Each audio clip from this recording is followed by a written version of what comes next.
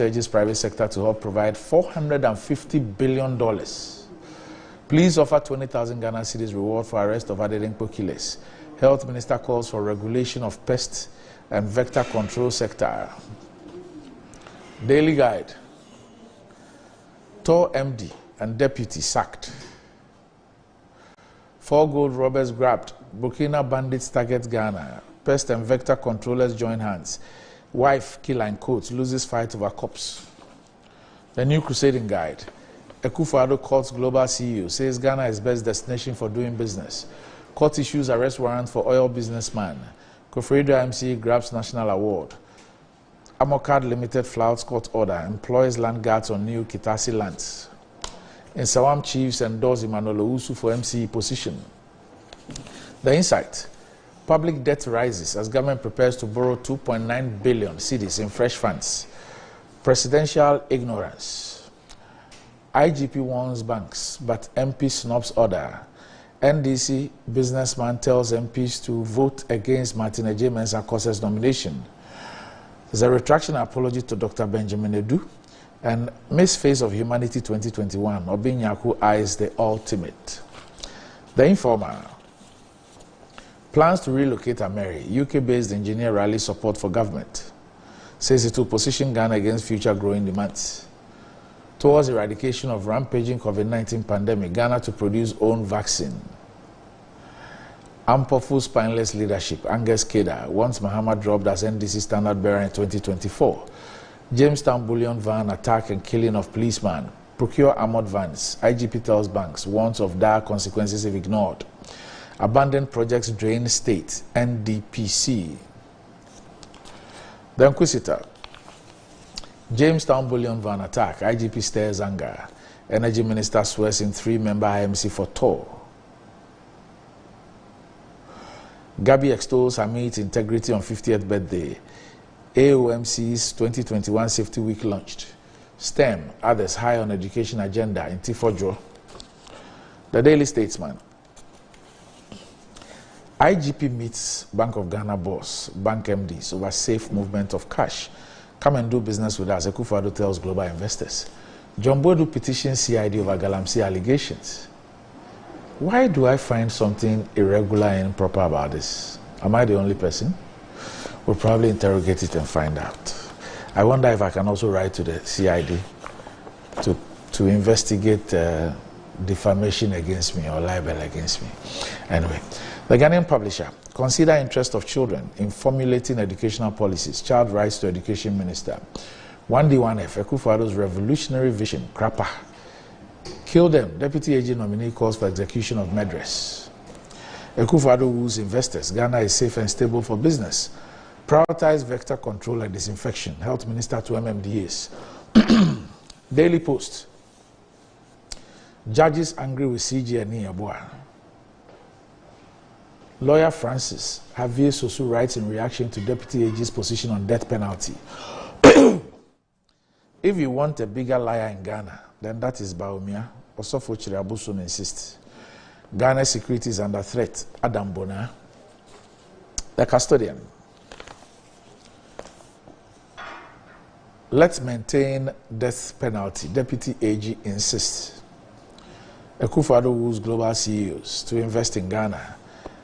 Adwoa Safo acts to save Ghanaian children. Gabi celebrates her maid's honesty. Prioritize disinfection to prevent diseases. Health Minister to MMDAs.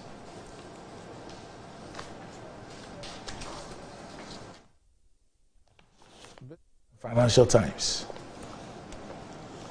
Public servants push for base pay increase. Not impressed with executive pay freeze. Pest and Vector Control Association launched to regulate activities. ECOWAS fears insecurity in region could derail pandemic recovery. Disregard false and malicious publications about GCB Bank management.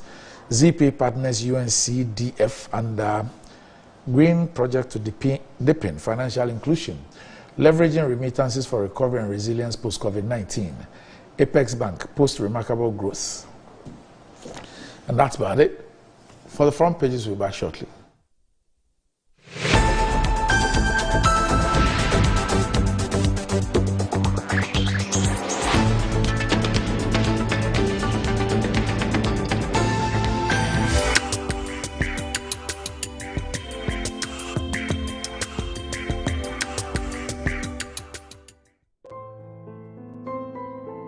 As a mother and wife, my priority is making sure my family is protected at all times. That is why I never forget to give my angel a Flora disposable handkerchief to keep germs and sweat at bay. When Habi is out in the fields, I'm rest assured of Flora coming in handy anytime he needs it. Even when my daughter Na is out late, I am confident Flora disposable handkerchief will be close enough to save the moment. Flora disposable handkerchiefs are my go-to disposable handkerchiefs any day, anytime, and everywhere. Flora disposable handkerchiefs is affordable and handy. Flora, better than cloth handkerchiefs. Flora is a product of Delta Paper Mill Limited. For inquiries and bulk purchases, call 0243 033 033.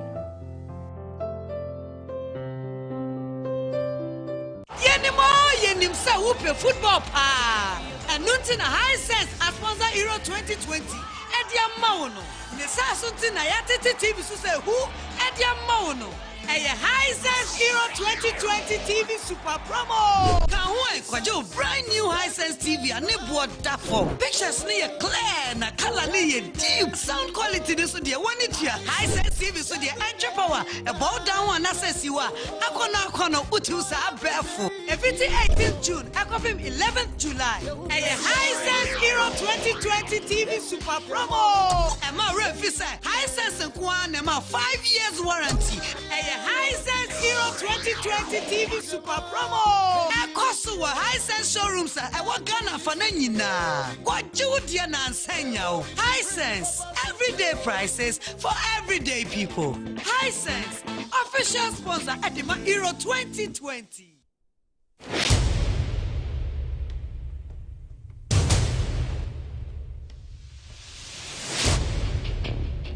The average human body mass should have at least 60% water for optimal performance in any physical or mental exercise.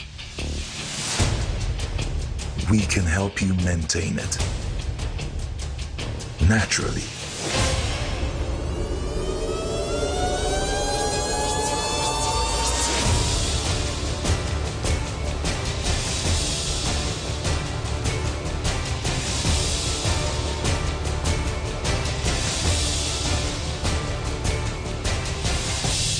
X Natural Mineral Water. Simply natural.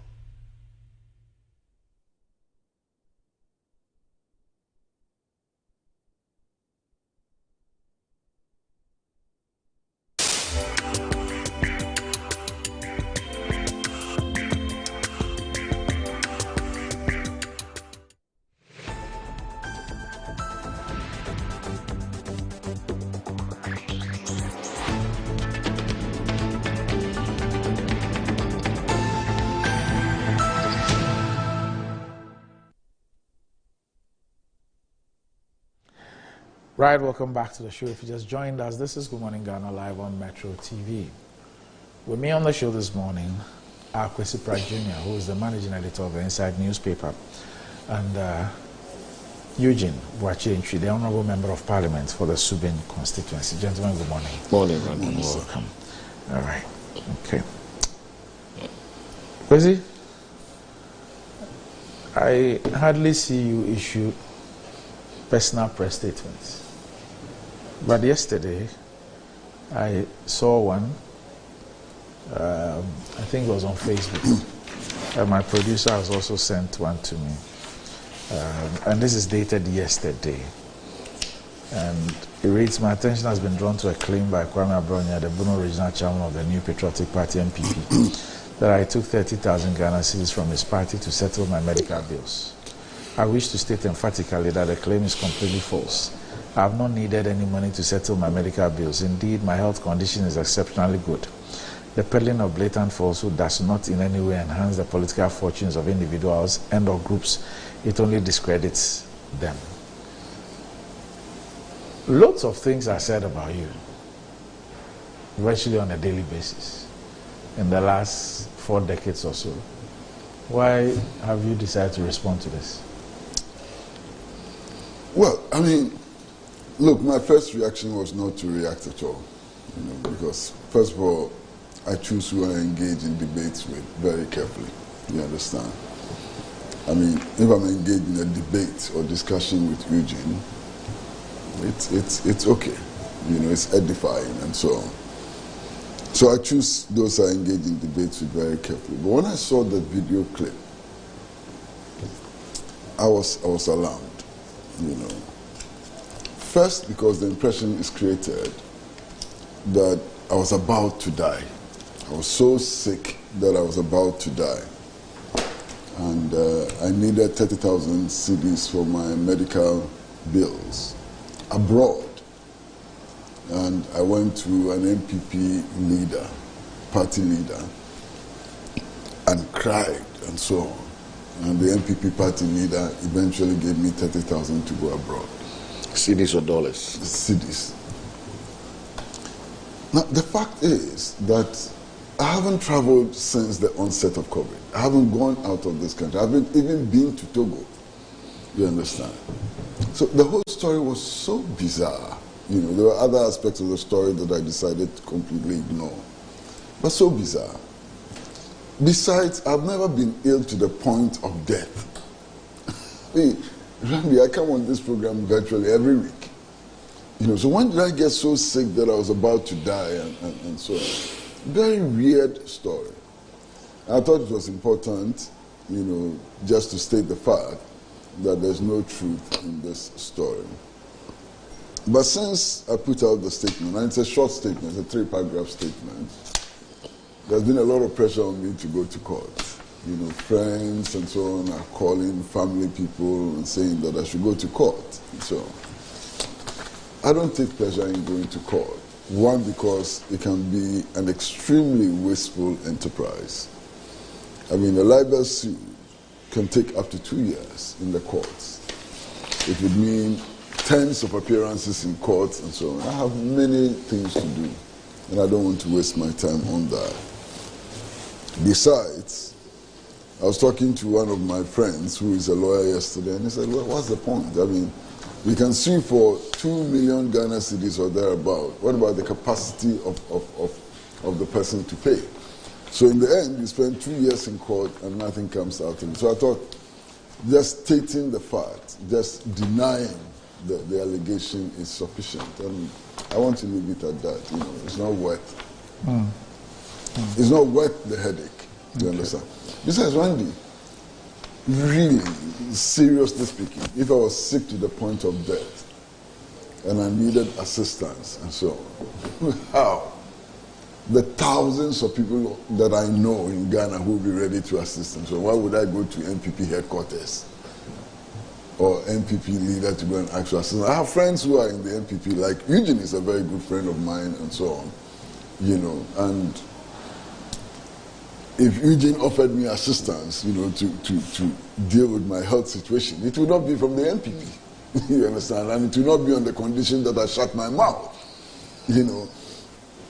There's something very sinister about those allegations, and it simply says that if anybody offers you help, that help is intended to shut your mouth. And I find it wheezy, you know, extremely wheezy. I mean, if Eugene was in trouble and I offered him assistance, why would he shut his mouth about national affairs simply because I offered him assistance and so on? Please, let's move on. This is not worth your...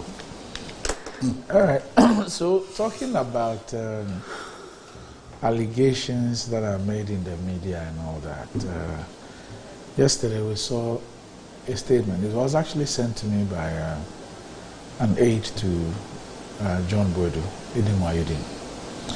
And it has to do with a petition to the CID, and it's on page 3 of today's edition of the Statesman newspaper.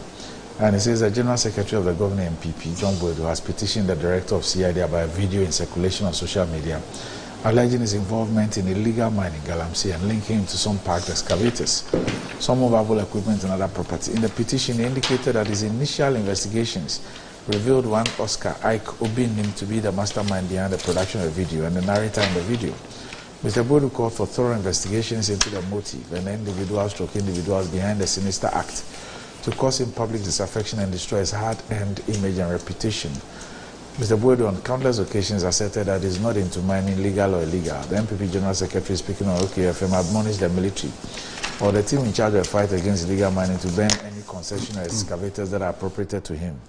He insisted that he's neither directly nor indirectly involved in any form of mining and does not own any excavators. All right. So the issue here, Eugene, really is about why the invitation to the CID if allegations are made to your person. I mean, why? Is it to suggest that any citizen in this country, when allegations are made against the person, be they spurious or malicious or whatever, can write to the CID and ask the CID to investigate? Is that what it is? Anyway, Randy, let me say good morning to our esteemed viewers. First of all, the matter was raised by a good self, attributable to the Honorable Member for Nordai. I think it's Saudai, not Osaudai, Honorable Roxanne Dafemapo last week in connection with something to do with the budget. As a member of the House, I felt inappropriate to speak to the matter because I didn't have the facts available. Upon thorough investigation and perusal of the budget, page to page, I did not find anywhere that the sum of 1 billion Ghana cedis had been allocated to the Ministry of Finance. If you go to page 213 of the budget, I don't know if your cameraman can zoom it. The only amount of money captured under the Ministry of Finance to any ministry in the country is for works and housing, and that's for 100 million Ghana cedis. I've marked it in asterisks. If Honorable Dafemapo, a very astute lawyer, can come with further and better particulars on the matter, it will help all Ghanaians. So for the time being, it was an inaccurate statement or point raised by Honorable Roxanne Dafemapo. That's what I'm going to say on the matter. Now, before you move on this same matter, one of the deputy ministers designate for finance, Honorable Abena Osei Asari, she got in touch with me on the issue and raised the same issue. So I got to Honorable Kwame Agboja because he's the ranking member. Yes, he was the source of Honorable Dafemapo's statement. He quoted him. And this is what he said. So the point I made was that Finance Ministry only provided about 1 billion cedis in the 2021 budget for road construction. This is less than the about 1.9 billion the road fund alone will generate. So that's the point he makes. So then the road fund is going to generate about 1.9 billion. And he says that through capping, it's only 1 billion that is being made available to the 750 roads ministry. 750 or 1 billion. Yeah, he says that the point I made, I'm reading, was that Finance Ministry only provided about 1 billion in the 2021 budget for road construction. This is less than the about 1.9 billion the road fund alone will generate. Okay. Yeah, so what I was trying to, from this, what it meant was that about 900 million is going to maybe go into the consolidated fund or be used at the discretion of the Ministry of Finance. That's what. So this is from that one too needs further probing. So no, I'm just saying that. So this is from the ranking member who says this is what he said. Okay. Yes. Okay, he goes on to say, I mean, speak things. about other things, but maybe I'd leave it. And then he makes an issue of something about mortgage, which he says is novel. There's 100 million allocation for mortgage in the Finance Ministry's budget or something. He says that is novel. That's novel. So I think I'll have to come back next week on that too. Right. Well, I mean, I wish to add my voice to Mr. Kwesi Pratt's comments on the press statement issued by himself. I think politics, whether we like it or not, is for the fine mind. We do not come into politics to malign people just because they have a different political orientation or they don't seem to share our political ideology. You must all bear that in mind. And we are all human. We all come from families. We have classmates in the system. We have family members. We have, name it. And when things like these pop up in the media space, it's very unfortunate. You know, and this goes to all politicians in the country, all social commentators, what have you. Before you put anything out, think about the person, put yourself in the person's position, and say, look, you know what? This is what I'm just about to say about Randy Abbey. Would I like it if it's you know, there's an English word, it's known as projection. You know, yes, what is being projected on me? You know, you must ask yourself this serious question. It doesn't, you see, no Ghanaian. I keep saying, Randy, if character assassination, if insults were the determinant factors in any election, Akufo-Addo would never have been president of this country. You understand? Yes, I said here 2 weeks ago, if insults, character assassination, untruths, blatant lies were anything to go by, the current president, Nana Addo Dankwa Akufo-Addo, would never have been president of this country. We saw it for almost 2 decades. All the deaths that were being thrown at him. So people must learn. People must learn. If you have a point, make it. Nobody stops you from that. But to try and go for the person and malign the person and spread malicious rumors about the person, I think it doesn't do our politics any good. And it's not the very best way to proceed. Because I find it very, very, very immature and very irresponsible for anybody. I'm not speaking generally. Anybody to make political statements against the opponent or against somebody who has a divergent view on matters and try to score political points. That's what I've got to say. On John Boadu's matter, I think I see, well, from what you are saying, I think John Boadu must seek legal advice from lawyers. Because it's his integrity and his hard-earned image that is an attack here. And to get a CID involved to investigate the matter, I'm not too sure what. Okay, so that's the press statement. Yes, I'm not too sure. That's the press statement from Mr. Pratt. Okay, from Mr. Pratt. Yes, this is Mr. Pratt one. Okay. I'm not too sure. Because there's a John Boadu one. Yes. Okay. We've all read it. But I'm not too sure what the law says about John writing directly to the CID to initiate investigation. If he feels that he's been maligned, he can get the lawyers to sue the people in court. Because, yes, I mean, nobody will sit back idle and allow his reputation to be soiled. And I'm of the view that John should rather seek legal advice and proceed to the court and meet these people in court for them to come and prove the veracity of what they are saying or the authenticity of what they are saying. Further to that, why are we worried? The president says, go and burn the excavators, no matter who it belongs to. So if it's John Boadu, burn it. You understand? Yes, because what is the president trying to achieve? The president has issued a directive, right? Yes. So when you see this excavator, burn it. If it's John Boadu, burn it. If it's for me, burn it. If it's for the president, burn it. So that we don't get any propaganda or any stigmatization or any name calling. Just burn it and let the people come forward. And we've seen a very unfortunate situation where the National Women Organizer of my party, Madame KJFOS, excavators have been burnt. So why would John Boadu be excluded?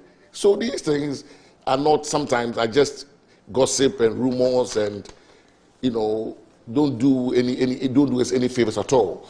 I think John should proceed to his lawyers, get the lawyers to sue these people in court and meet them in court, rather than try to drag the police in. But whatever it is they've said, they put it out there. We know it. So John must meet them in court for them to have their day. Right. That's my bit on it.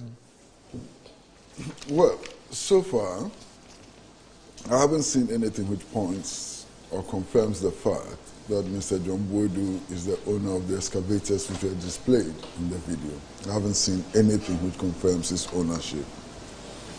I've also just been handed a press statement issued by Explore Solution Limited, which is a contracting firm. And Explore Solutions Limited has taken responsibility for those excavators. It says that those excavators belong to them, and that the company has nothing to do with Mr. John Boadu. I also think that all public persons, including all citizens, actually have a right to defend themselves when allegations are made against them, and to prove the veracity or otherwise of the allegations which are made against them. What is a bit troubling is the reference to the Criminal Investigations Department of the Police CID. One of the arguments we made for the repeal of the criminal libel law was that such things need not be criminalized. So that even if you put out a statement which was injurious to the reputation of even the president cannot write to the CID to take action. You understand? Should not. Cannot. The repeal of the criminal libel law, and that with the repeal of the criminal libel law, the president, if his reputation is injured by a statement made by anybody, cannot refer to the CID, for action. He can only refer to the CID for action like any other citizen when a crime has been committed. You understand? So I find this a bit troubling. You understand? Because how many citizens of this country can actually go to the CID when they are maligned? And citizens are maligned on a daily basis.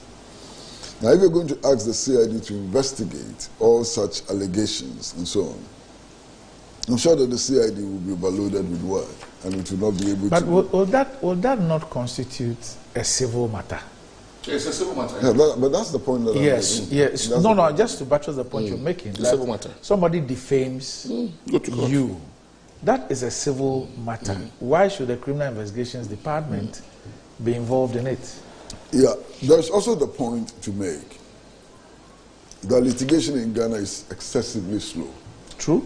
Excessively slow. Raising many people let go. I mean, look, if you file for libel, and I know libel cases which have lasted in the course for more than 2 years, So if you file, if you're defamed and you file for libel, you can actually be going to court for 2 years or more. I mean, Kweku Bakoe is still in court. Yeah. After how many years? One at the High Court is close to 2 years now. The matter has gone to the appeal court. When that is going to be done, finished, nobody knows. Yeah. Yes, sir. The other cases are still there, NAS and all, they're still there. And it takes a lot of time and energy and resources, So I think that we should improve the litigation process. You understand? You can go to court 20 times in a libel suit. 20 times. You understand?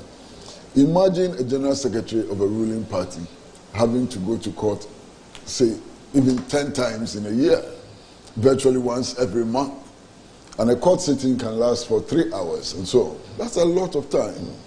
And then also it takes a lot of resources to litigate in our courts. We've got to pay lawyers and so on, And then bottom line, usually the reliefs which are sought have to do with a retraction of the allegation, a restraining order not to repeat, the injurious statements and so on, and then finally some compensation. Now, what are you going to get if you take a man of straw or a woman of straw to court, and the court decides to award damages of 1 million Ghana cedis or whatever? The guy doesn't have it. So all the 2 years of litigation would have been wasted effort, wasted everything. So I can understand why some public servants, people like John Boadu and so on, may not be too happy about going to court in these matters, because it becomes a total distraction, you understand. But at the same time, I think we should be very, very careful about what we criminalize.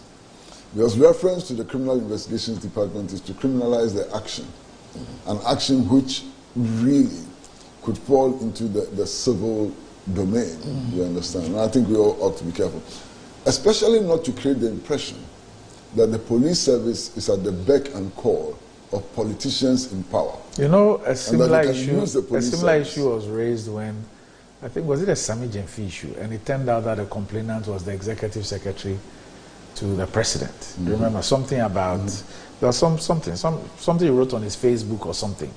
You know, and the police went after him, and it turned out that the complainant in the case was the executive secretary to the president. Secretary to the president. Okay, secretary to the president. So the same thing was, the same issue was raised. You know, that for example, if I mean the same case, if for example you were not in government or your party were not in government, and somebody had maligned you, would you then have the power? Would you even care to write to the police asking them to investigate? So those are the issues. You know, those are the issues. I mean, I think we have to find a way of speeding up litigation in our courts. It doesn't make sense. I mean, look, 2 years, 3 years in court over a simple matter. You understand? I mean, it's clearly a disincentive. Clearly a disincentive. And the cost. So people will find other ways of, the cost, Well, so sometimes when people call me and say, oh, somebody take the person to court. I'm like, look. You have things to do, man. It is not to suggest that, I mean, I have an issue with people going to court. I mean, I applaud those who have the time and everything and want to go. And it's also not to suggest that I might not go tomorrow. Yes, well, if the person is persistent, for example, if somebody maligns you and you draw attention to the inaccuracy of the presentation and so on, and they continue maligning you, you have no option than to seek some legal remedy. But if it's a one-off and the impression can be corrected and so on, why bother? You understand? All right, so, I mean, the recent spate of robberies, and for just within a week, the incident just opposite the police headquarters. I mean, the Forex Bureau. So here we're speaking about brazenness. Then the issue with the bullion van. Then at your backyard, yes, the lady, the wife of Nana Prempeh, who was shot. Yes, and I'm told that the gentleman in an interview said that he believes that he was the target because the car is a customized car, and he only swapped cars with the wife, and that led to her death and all that. But tackle crime comprehensively, security experts and 20,000 bounty on robbers. And Emmanuel Buhoxton reports on the front page of the Daily Graphic that 3 security analysts have underscored the need to strengthen the entire criminal justice system with particular emphasis on police intelligence, investigations, and prosecution of alleged criminals. Additionally, they said it was imperative for the government to make conscious efforts to tackle systematic challenges such as unemployment to dissuade the youth from venturing into crime. And the 3 experts are the Director of Academic Affairs and Research at the Kofi Annan International Peacekeeping Training Center, Professor Emmanuel Kwesienin, the Regional Director in charge of Research and Capacity Building at the West African Network for Peace Building, WANEP, Dr. Festus Kofi Obing, and the Executive Director of the Jatike Center for Human Security and Peace Building, Mr. Adib Sani, and they're reacting to the recent surge in crime. The last being last Monday's attack of a car cutting money in Accra, which resulted in the death of a policeman and a civilian. He says the brazenness with which the armed robbers launched the attack right in the center of the capital city and in broad daylight shook the foundations of the nation and led to intense public discourse on public safety. Now, the police administration has placed a 20,000 Ghana cedis bounty on the heads of the robbers. Professor Enin said the best approach to curbing crime went beyond just the arrest of criminals or the protection of policemen. So criminal justice institutions must be empowered to make crime unattractive. If you look at the number of violent crimes vis-a-vis the percentage of arrest of the perpetrators, those prosecuted and the percentage of those jailed, you will notice that the probability of committing crime and going free is very high. There is therefore a perception that one can commit crime and go free, and that has contributed to the culture of impunity that's getting out of hand. And Professor Enin described the IGP's threat to withdraw policemen from escorting vehicles carrying money as too little too late. He said the fact of policemen escorting vehicles carrying money was not new. Again, it was not the first time a policeman had been shot dead while escorting such a vehicle. Nonetheless, he expected the police administration to be more proactive. I'd have thought that the police would acquire those armored vehicles and use them to generate funds internally by hiring them to the banks when they want to transport money. For Dr. Obing, the government must tackle the root cause of rampant crime and extreme violence in the country. He said vigilantism, youth unemployment, injustice, marginalization, discrimination, religious intolerance, and ethnic tension were some of the factors that could push the youth to engage in criminal activities and also join extremist groups. According to him, while law enforcement needed to be strengthened, it was extremely important that more investment be made to tackle such crimes, while there was the political will to back such investment. Mr. Sani, for his part, said more needed to be done to protect policemen who had dedicated and sacrificed their lives to protect the public. He condemned the IGP's threat to withdraw policemen escorting vehicles carrying money, stressing that such a threat should have been carried out long ago. The police administration must, as a matter of principle and urgency, halt police escort services for vehicles carrying money until the banks do the needful. All right, okay. But in a related development, the IGP has met with the Bank of Ghana and Association of Bankers. The statement signed by Sheila Kesiabeye Bakuman, Mrs. Reese, the Inspector General of Police, Mr. James Opomboenu, has met with the Governor of the Bank of Ghana, Dr. Ernest Addison, Executives of the Ghana Association of Bankers, and Managing Directors of Banks in Ghana to discuss further solutions to minimize the risk associated with moving cash in the country. 2. The meeting, which was also attended by the Second Deputy Governor, Mrs. Elsie Ado Awaji, Directors of Bank of Ghana and members of the Police Management Board, reiterated that commercial banks will implement the use of standardized equipment for specie and cash in transit. Okay, I don't get what the specie is. Services by 30th June 2021. This will include services outsourced by the banks to any company that performs CIT duties, as cash in transit duties. 3. The meeting also discussed other immediate, medium, and long-term measures for banks to operate in safe and secure environments. Matters discussed included protective gear for police officers on bank security duties, security background assessment of staff used for cash duties, security of vaults and banking premises, among others. 4. The police administration therefore assures its officers and the general public of the administration's commitment to protect the lives of police officers in the discharge of their constitutionally mandated duty of maintaining law and order. But gentlemen, yesterday I saw a police wireless message. Where did you see it? It's confidential. Where did you see it? It's here. We're putting it out there. It's here. It's here. And I was seriously worried. This is what it says. Planned attacks by suspected bandits in the Upper East region and neighboring towns. Reports indicate that the Burkina Faso-based bandits allegedly launching attacks in communities along the Burkina Faso-Ghana border are planning to launch attacks within the Bolgatanga townships and its environs, including areas in Tamale, in the coming days. Bandits suspected to be in possession of military-grade weapons may have already infiltrated Ghana at yet to be identified locations in the northern regions, and they are poised to launch the attacks any moment from now. Inspector General of Police directs commanders to increase patrol to quell planned attacks.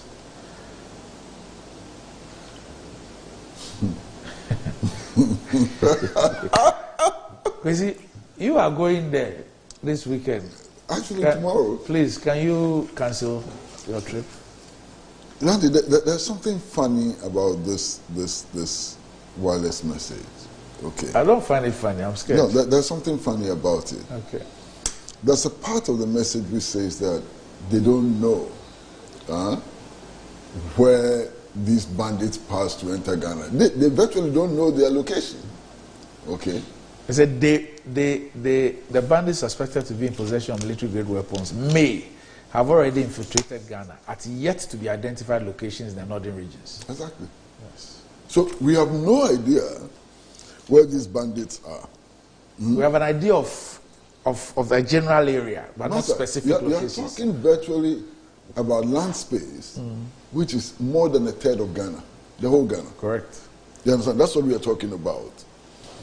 We don't know where they pass to enter the country. We don't know where they are. And the solution appears to be increased police patrol. Yes. So where will the police be patrolling? These areas.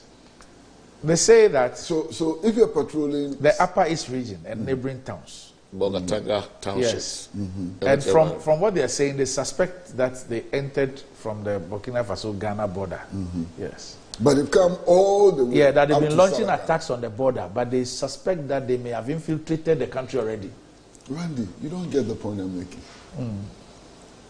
So I'm trying to understand the police station. We are going on a blind patrol. Blind patrol. Maybe So, there are things they can't share here. okay, that gives me more comfort. Yeah. I mean, if there are things they can't share, Obviously, there might be operational things they won't share in such a. that gives me some comfort. But on the face value of the statement, it's very frightening. I mean, the police are going on a wild goose chase. You understand? Well, sometimes some of these things, templates used 50 years ago, they just insert things and then they carry the same. Exactly. Change date and change signature. Okay. Now, those people who are likely to carry on these attacks anytime from now are simply described as bandits. Yes. Are they just bandits? Because if you read the police wireless message, they have already been carrying out attacks in Burkina Faso. May they be the Islamic insurgents?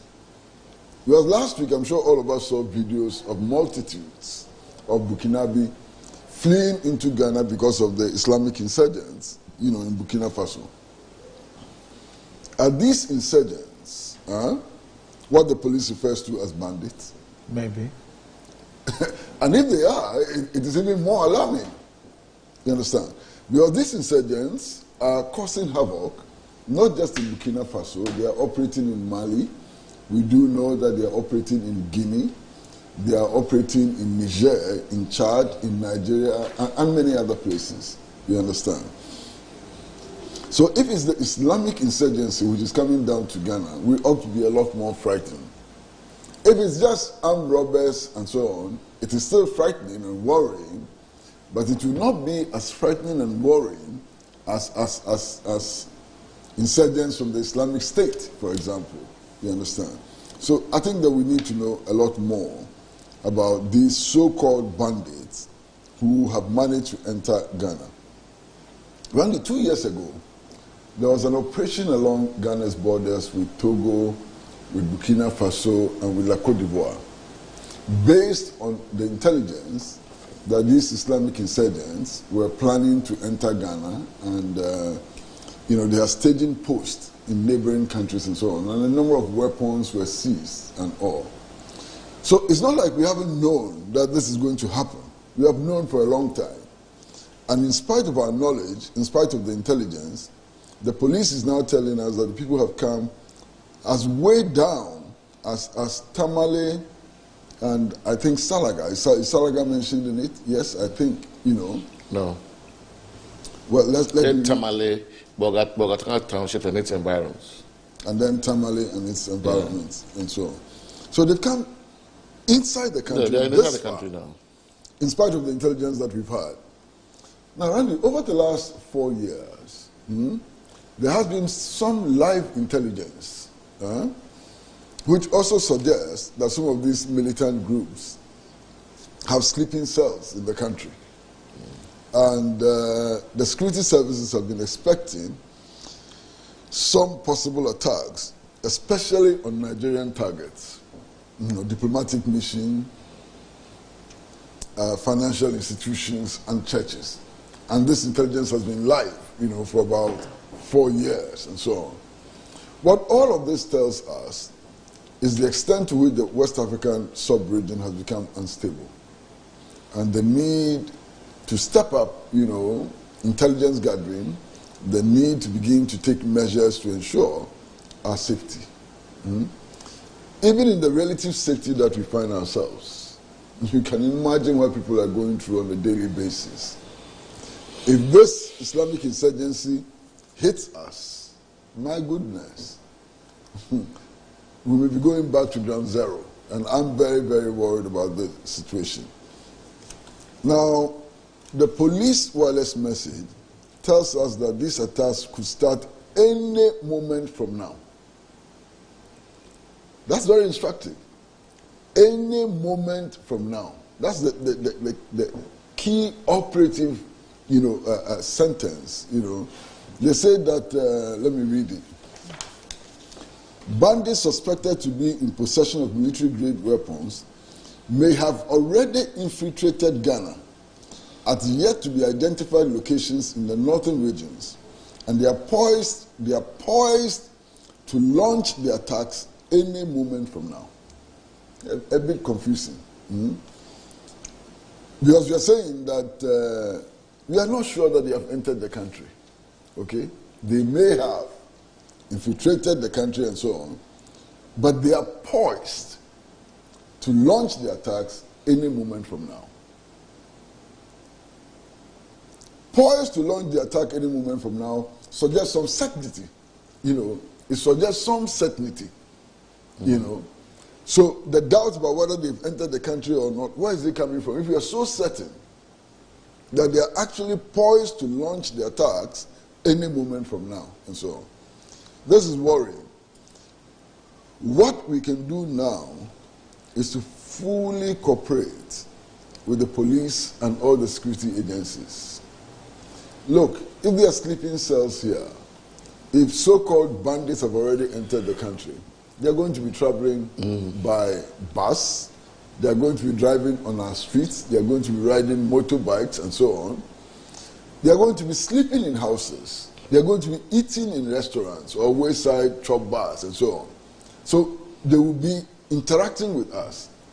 So if you see any suspicious movement or suspicious persons, I think it's important to alert the police and other security agencies as quickly as possible. Let us all help to maintain the peace and security of Ghana. It's important at this stage. We cannot add that to the many other problems that have become our headache. You understand? This is a serious matter and we should deal with it. But finally, Randy, the security situation in West Africa is getting out of hand. Clearly, you take Nigeria, and Nigeria has a multiple of security problems. First of all, in Nigeria, you find the Boko Haram insurgency in the northeast, and that alone is a huge problem. That Boko Haram insurgency has spread to Cameroon, it's spread to Chad, it's spread to other places. It appears that its center of operation is this forest. What is this forest? I will remember later. You understand? Then you go to the eastern part of Nigeria and you have the secessionist movement in Biafra, which also appears to be gathering momentum. And then you go to the Niger Delta area and there's the low-level civil war, which is also brewing in Nigeria. And then you go to Burkina Faso and there's this huge Islamic insurgency, and 2 weeks ago, more than 100 people were slaughtered. You understand? You go to Mali, the situation is the same. You go to Guinea, terrible situation. You come to La Côte d'Ivoire, and La Côte d'Ivoire is not that peaceful too. You understand? The remnants of the civil war which led to the overthrow of the Gbagbo regime, they are still there. There is the confrontation with Guillaume Soro and his forces and so on. So La Côte d'Ivoire is also boiling. In Togo, you can't find comfort in the Togolese situation either. You understand? And then close by, you have the civil war in Cameroon. This is not a pleasant picture. And I think that we ought to be alarmed. And we ought to take measures in order to assure ourselves of some level of safety and security. Andy, yes. Ghana is God's own country. I like that saying. I love it. Don't dare God. Yes, but Ghana is God's own country. No matter what, I think we are. You know what? Let's take a break. Okay. So I don't interrupt Sure. the flow. We're back shortly.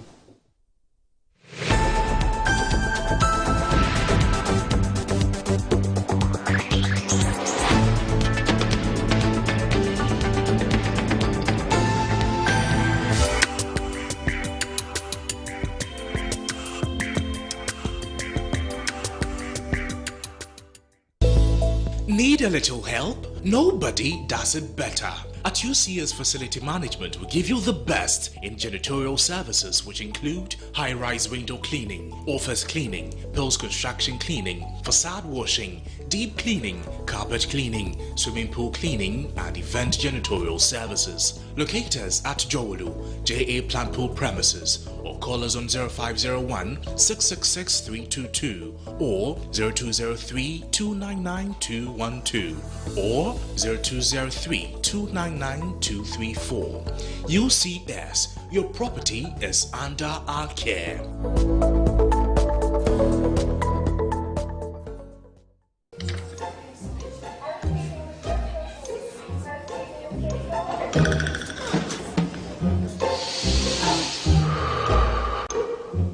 You're perfectly fine. Are you sure? Yeah. The right insurance means that you can get the medical help you need whenever you need it. You're okay. No, I doubt. With Cosmopolitan Health Insurance, you can get up to 80 Ghana cedis worth of insurance per night for up to 40 nights with just a premium of 5 Ghana cedis. All you have to do is dial *110# to access your Vodafone Cash menu, select financial services and follow the prompts to pay for your insurance wherever, whenever. Simple as that. Cosmopolitan Health Insurance, your medical care, our concern. Blood gives life. Blood is very important. Let's donate blood to save lives. On Saturday, June 19th, 2021, Metro TV, Original TV, and Original FM humbly invite you to be part of blood donation exercise at the premises of Metro TV, close to Alisa Hotel on Dr. Isert Street at North Ridge in Accra. The exercise will start at 7 o'clock in the morning. It is in commemoration of the World Blood Donation Day. Join us Save Lives as we donate blood for the Blood Bank. This exercise is in partnership with Blue Skies, Pharma Nova, manufacturers of 3 First Serum, #1 builder of blood cells. There's a place for people like you.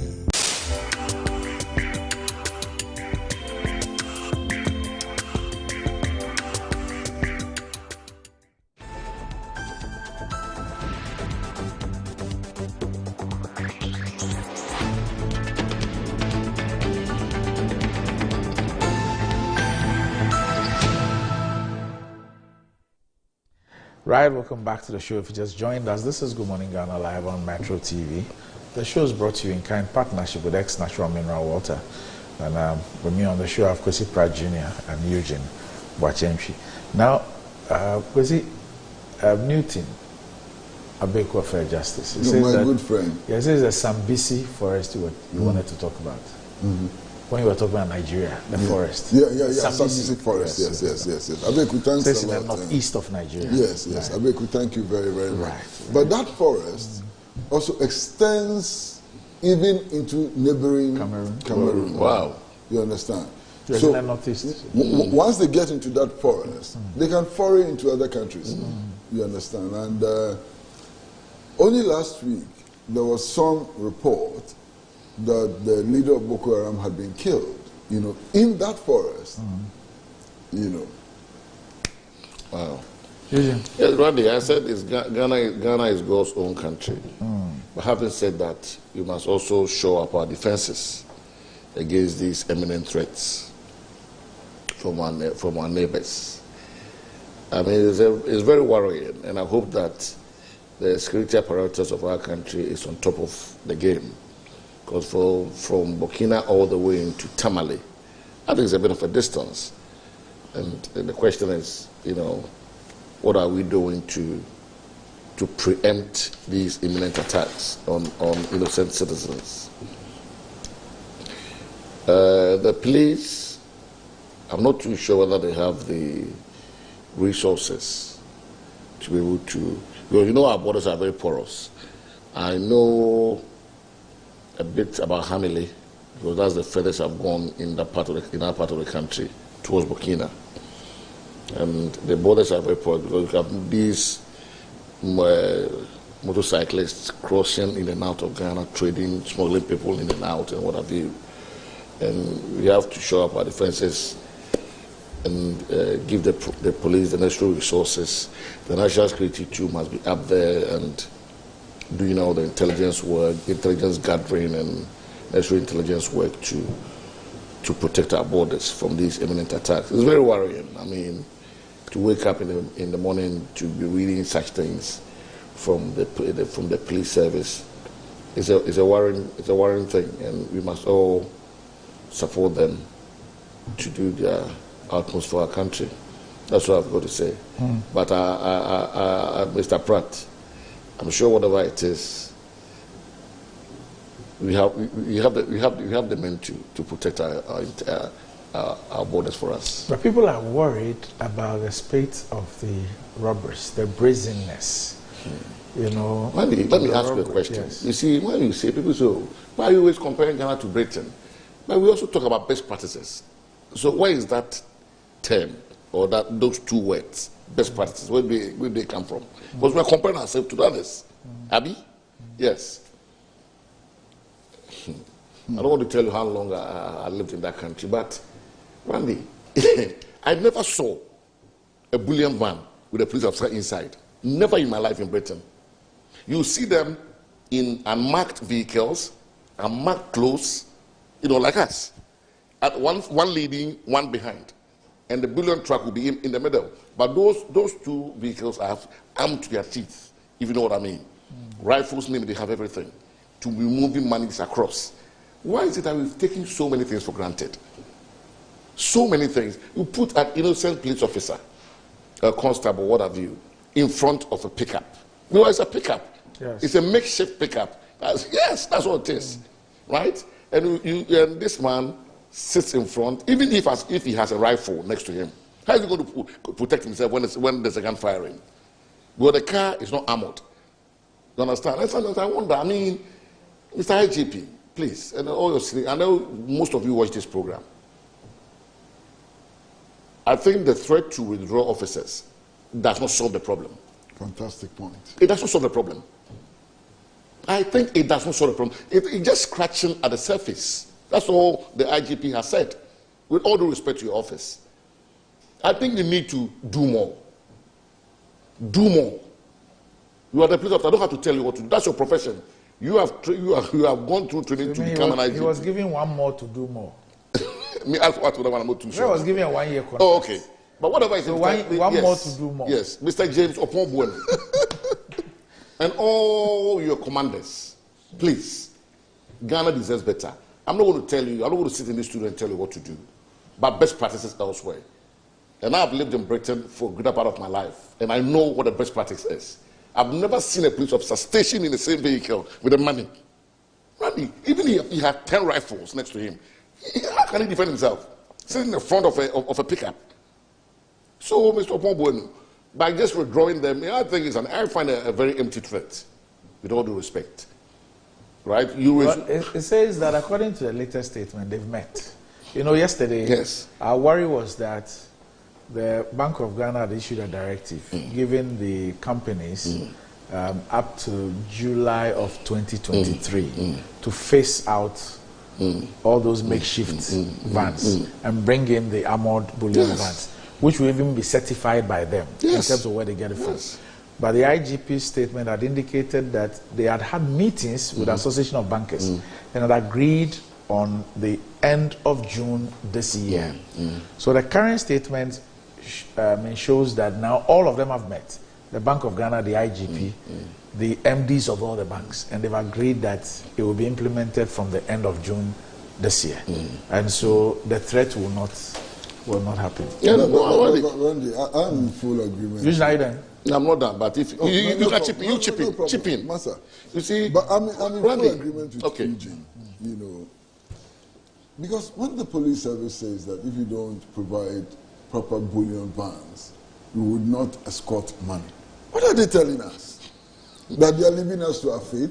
So if how does that, for example, so if you don't have a gun to protect yourself in your own house, I'm sure that the provision of that service, I think, is private and it's a paid-for service. No problem. So I guess the point still doesn't solve the problem. I'm not saying it solves the problem. I'm just saying that, unlike the police going to perform their statutory functions, I mean, this is like a private arrangement. So they're saying that for us to provide you with our men, you must have ABCD. Otherwise, we will not do it. The conditions. Because they also need to protect their men. Yeah, but Randy, it doesn't solve the problem. Because normally, it's these young boys they send on those duties. Lance Corporal. Yes, and you send them, you are virtually asking them to go and die. Yes. Yeah, but Randy, withdrawing doesn't solve the problem. Eugene is absolutely right. It doesn't solve the problem. Well, at least it's brought it's brought the banks to the table. Okay, let us even say there's a private arrangement between the banks and the police. If that private arrangement is about public safety and so on, there's a certain aspect of it which ceases to be private. You have a point. You understand? Yes, so the police must do something better than telling us that they are going to withdraw their men. Yeah, Randy. It's within the general framework of public safety. Exactly. Randy, even look. Recently, government assured us that all police personnel on duty will be provided with bulletproof vests. Government assured us. That was in 2019. Exactly. We are still here. I mean, I drive on the streets and so on. I see policemen and women on duty. They have no protection. They have no protection whatsoever. So it's not just about police people who are escorting bullion vans. It's police people doing their work. They need to be protected, and they have no protection whatsoever. You understand? And that's exceedingly worrying for me. The police people need protection. I mean, I've driven around late at night when it's raining, and I've seen policemen and women in the rain without raincoats. Without raincoats in the night, and they are there to protect all of us. So I think we should spend some resources on providing some basic protection to police people and so on. Now, Randy, I mean, you remember this Inspector General of Police, Al Hassan? I'm sure you all remember. He's the immediate past, isn't he? No, not the immediate past. No. Asante. Oh, Apietuke. Okay, sorry. But there was Al Hassan, Inspector General of Police, Al Hassan. I thought it was in his era that this police visibility was introduced. Yeah, he highlighted that. And that was the time when you could find policemen on bicycles, patrolling communities and so on. When there were all this, traffic lights. Bobby on the beat. It's called elsewhere. and so on. Now, all of that has stopped. All of that has stopped. For weeks, if not months, we were crying about the security situation on the Jimpa Road. Yes. Look at the number of vehicles which were hijacked on the Jimpa Road. It was only sometime this week. Yeah. Was it Friday? The car Tenge's because the windows of a car was smashed. I think it was an interview granted by Fiatenge on about it. In fact, after the attack on the bullion van that night, I used the Jimpa Road roundabout. I used it at night. You understand? And I was amazed at the efficiency of the police on the road. What? After the event. They were everywhere. I mean, they are taking complete control of both ends of the road, And I was so impressed. I say, but if you can do it, why wait till somebody gets killed before? But you know that during the day, right on that junction, when you go from the Fiesta Royal, and so you go behind the Gimpa wall, you get to what looks like a crossroad. The right will take you into the University of Ghana. Yes. The left takes you into to Gimpa itself, the main entrance, and you can go straight to Achimota, to not Legon. Yes. Okay. During the day, you find policemen there checking on cars during the day. But at night, when the place is dark and there are no street lights on that stretch, there's no police. They do some checks, but it's not regular. They do some checks, and you can actually predict when they'll come. Anytime there's going to be a demonstration in town, you know that the night before you won't find any policemen anywhere. Why? Because they are going to mobilizing for the next demonstrators. It's more important than protecting the Jimpa Road. Beating demonstrators. Fix the Gimpa Road. Beating demonstrators is more important than that.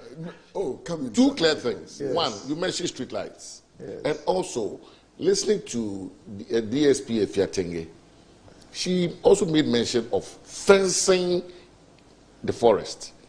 Fencing it? Yes, like using barbed wire and stuff to fence it. Okay. So that people... You know the forest opposite on the right side. On the right side. You know when you are driving, when Wendy was talking about. The Gimpa will be on your left, on the right. The University of Ghana land. It has been fenced already. No. For the footage I saw yesterday, it wasn't fenced. Maybe there are parts of it. Fenced. Maybe part of it has not been fenced. Part of it has been broken. Fenced. No, Kwesi. I watched it. I watched her speaking, and I watched behind her. I live there. I use the road every day. It's been fenced. Kwesi, from what I saw, she said they come from. I don't know where they can find the interviews. Yes, they come from the bushes to attack and what have you. So that part wasn't fenced. So two things: if it's fenced, unless you're talking about the part that leads to GS Plaza. No, because if you're coming from Fiesta Royal, all that side on your right is fenced. The only place that may not be fenced is that road that leads to GS Plaza. Okay. Yes. GS Plaza is going towards the Standards Board. Exactly. Standards Authority. Exactly. That's the other side. That's the other side. I'm talking about the bush directly in front of Gimpa. Yeah, the side wall. Yeah, the side. That's where she was talking. That's where I watched the interview. So clearly, we need to fence that part bit and push the lights up. That's the University of Ghana land. Okay, so they should fence it. So that's the vehicle that the robbers. No, I'm not. That's it. But I don't know whether you can get copy of you can get a clip of the interview. She said that that place is now. Kwesi, we talk about these things. But you know the traffic lights were installed, and the robbers went and removed all the all the bulbs, the solar bulbs. For the street lights. Yeah. Anyway, so I think the IGP should come again. They should go back and do a proper and thorough assessment of the situation. But there's something that also needs to be said. I mean, look, Ghana has one of the most efficient police services anywhere in the world. No doubt. If you look at their record, especially when policemen are killed. The speed with which they apprehend, those responsible and so on, is remarkable. I mean, I remember the case of Ninja. Kweku Ninja, who was actually killed and buried under concrete. Tola.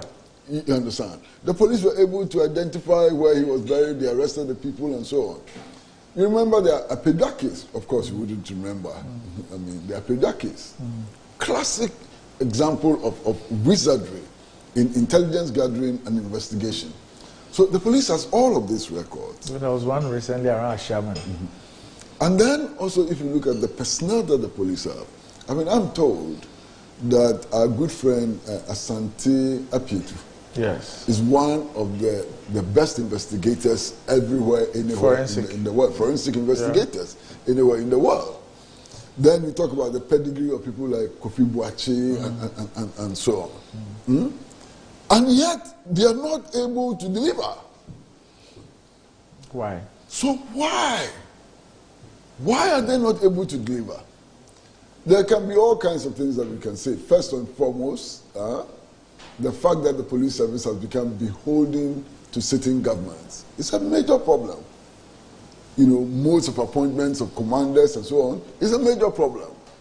The fact that we are refusing to recognize merit. There's no recognition of merit, So all these are problems, and I do hope that at some point we will realize the need to amend our constitution with the sole purpose of freeing the police from executive control. I mean, absolute executive control. Not only the police, all the security agencies. Exactly. We should be amending our constitution. I don't know whether I listened to, I think he's a retired civil servant or public servant, Dr. Abudu. Dr. Abudu. A very intelligent man. I think he did his ONA levels at home. Got extensions, went to the United States. He was a police officer initially. I was watching the documentary on Joy News a few weeks ago. And he said, after 25 years of using this document, our constitution, don't you think it's high time we reviewed it? We all know where, I remember Professor Amel so vividly. I was watching him on television when he was sworn as president. And I think it was one of his maiden statements when he said that there were so many lacunas in the constitution that we had to plan. And he's a professor of law talking. What happens? The Fiajo committee was set up. What happens? The Fourth Republic, including the Kufuor, we've had 3 trained lawyers as presidents. Apart from Rawlings and Mahama, all of them have been presidents. Right?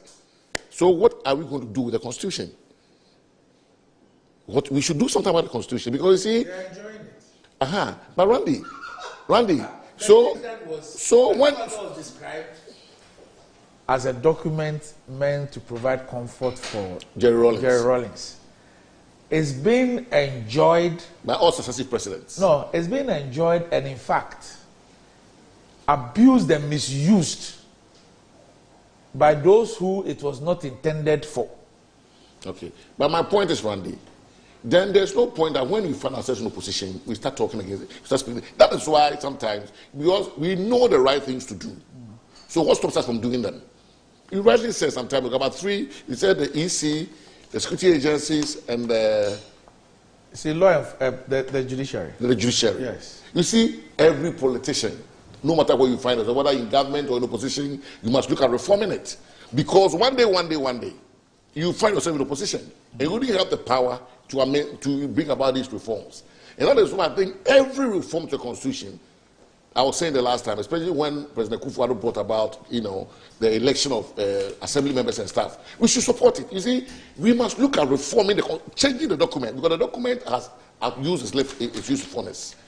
And you have to make any headway and be using words like Mr. Pratt, like, the police service is beholden to executive and what have you, then where is the future?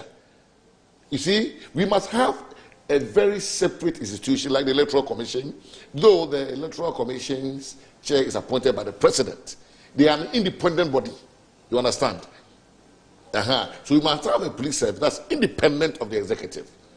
Right? And we must start at reforming all these institutions of state. Otherwise, Randy, they just appear in notes. Right? And that's it. Their powers are all here. It doesn't go beyond the Constitution. Because everything is at the beck and call of the president, of the executive president. And, it's unfortunate that we are discussing all these things under the tenure of Akufo-Addo. But we've seen from Rawlings to Kufuor to Mills to Mahama and to Akufo-Addo the same thing. We complain about the EC when he found ourselves in opposition. We complain about the police when he found ourselves in opposition. We complain about the judiciary when he found ourselves in opposition. When we are in government, everything is hunky-dory. You understand? And these are matters that ought to engage our minds. And I'm for every amendment to our Constitution. You see, yes. Eugene, one day we are going to wake up in this country to a president who would appoint 20 party lawyers onto the Supreme Court. Yes. Because the Constitution is not a bar. The Constitution does not debar the president from doing that. So you wake up one morning and the president would have appointed 20 party members who are qualified onto the Supreme Court. And when that happens, the president can do anything and everything he wants. First and foremost, there will be a petition to change the Electoral Commissioner, as has happened before. And because the primary facie case will be established by the judiciary, of course it will be established. She will be removed. And the president will use the powers conferred on him by the Constitution to appoint a new Electoral Commissioner. When that happens, the president will become God. If you read the Constitution very carefully, in this country, if you have a president who controls the Supreme Court, that president is next to God. What can't he do? But can he really control the Supreme Court? Why not? Why not? Why not? Why can't the president control the Supreme Court? It's going to be very difficult. How? First of all, Eugene,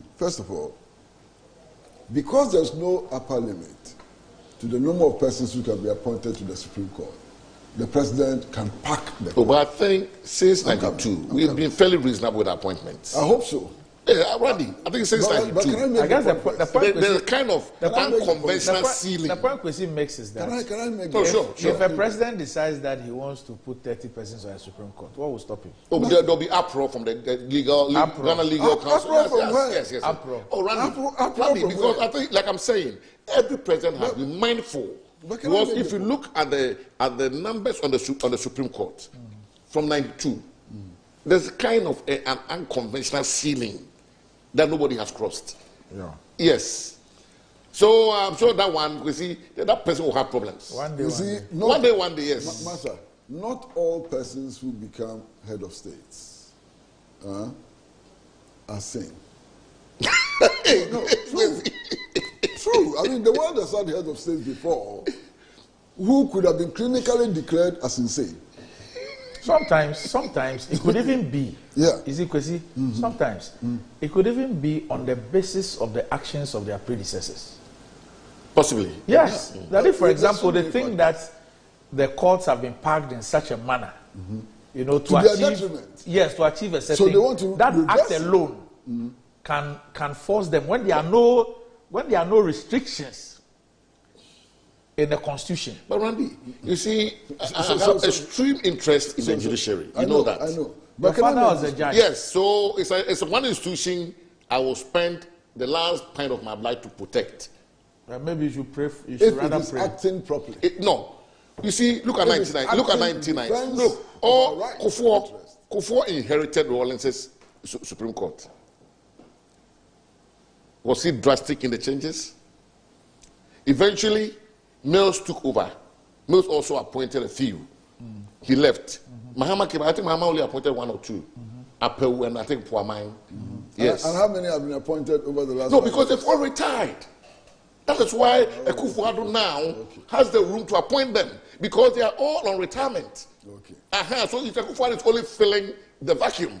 You understand? Let us accept that that is true. It's true. It's not what it is. Let's accept it's true. I'm not going to argue with you. I'm Right, accepting sometimes that I'm accepting that as true. Yes, they are all retirement. You see, you know, sometimes we focus. And you have a situation. You know, sometimes we focus on just the Supreme Court. But when people speak about the judiciary and packing the judiciary, sometimes people don't look at what is happening at the lower of the High courts, Court. Court of Appeal. Yes, people don't look there. But that's where the real action is. But we should look at all those places. Yeah. That's where the real action is. If you have and those places is not about feeling. It's about. So what's the word you prefer to use? No, it's about anas. It's a Wednesday morning. But you brought it up. but you see, my children are young. I think that your children are young. But Eugene, I think that those on the bench also ought to exercise extreme circumspection. Because if they don't, they bring the bench into disrepute. Sure. You understand? If you're a sitting judge, how do you mount a platform to sing praises of the leader of any political party and go back to the bench?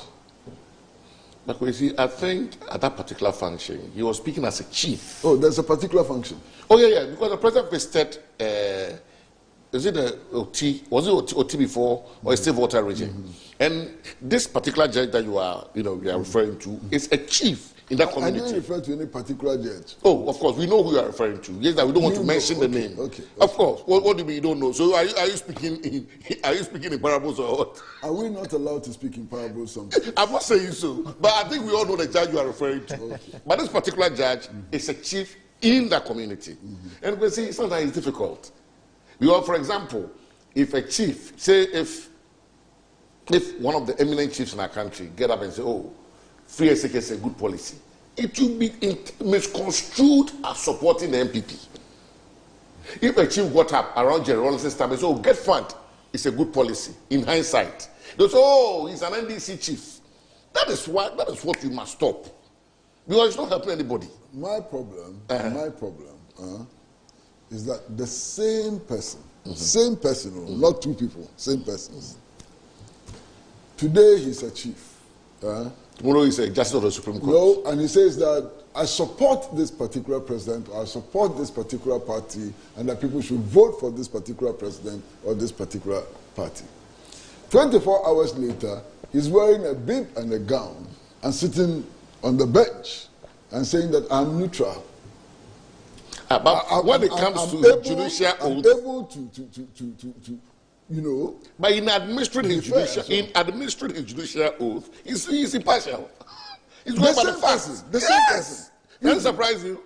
The same person. Doesn't surprise you? The same person 24 hours before supports a political party. But Kwesi, you sat in this studio at one point told us that Akufo-Addo's father Justice Van Leer ruled against Obeche-Bilante. And Justice Akukosa. Akukosa, yes, they ruled. No, but you at least Akufo-Addo's father and it's a UP person, right? Mm-hmm. But he ruled against a fellow Big Six. Yes. You said it here. Yes. So judges, as they Randy, they are individual beings, and they look at the facts of the case. You know, my brother, you know judges better. Your father was one, so you know them better.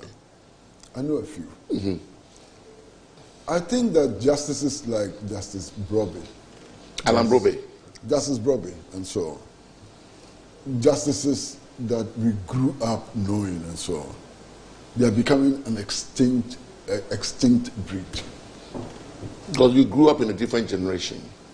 Those judges,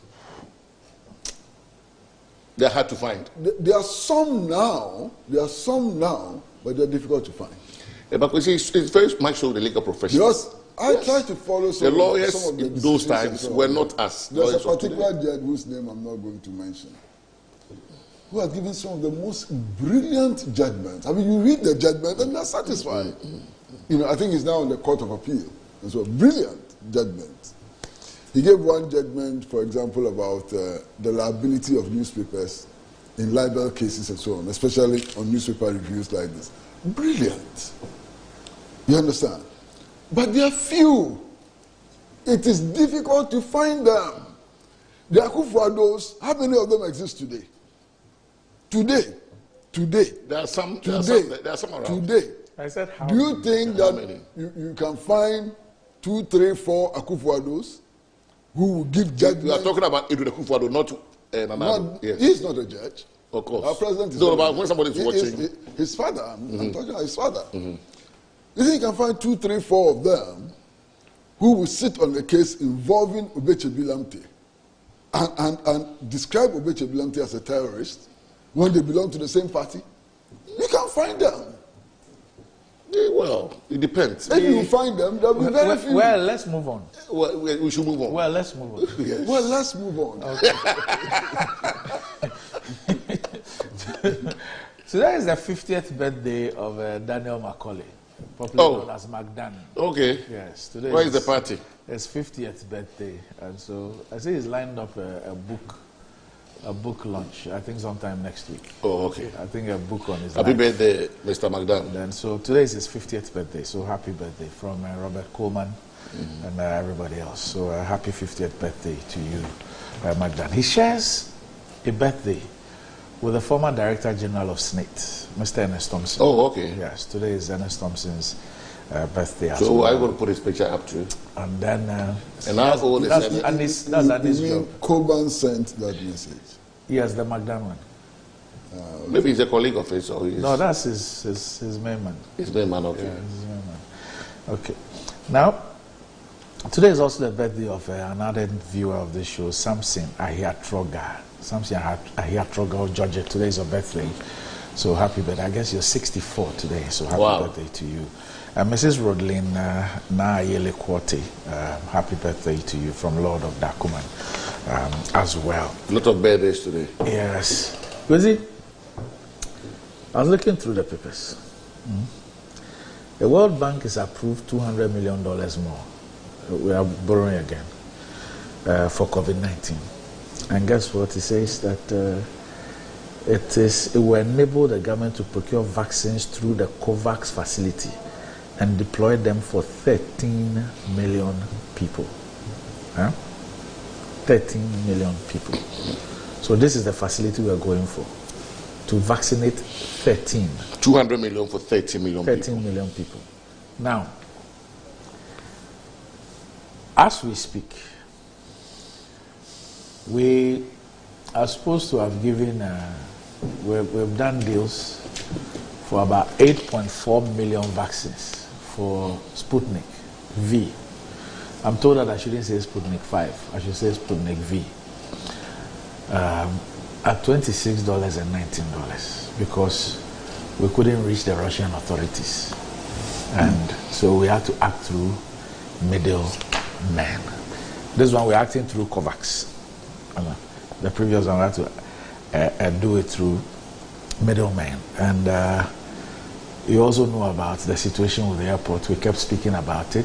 Eventually, the Minister of Transport went to Parliament and informed Parliament that for 4 months, September to December of last year, they raked in $17.3 million in the 4-month period through the $150 thing, and that $1.1 million of that money went to the airport company and $16.2 million to the company doing the test at the airport. You see, I know that you have links with the Cubans. I don't know about the Russians, but you've seen the statement from the Ministry of Health that they contacted the Prime Minister of Russia. They contacted the Deputy Ambassador here. I'm told the Russians don't have a Deputy Ambassador.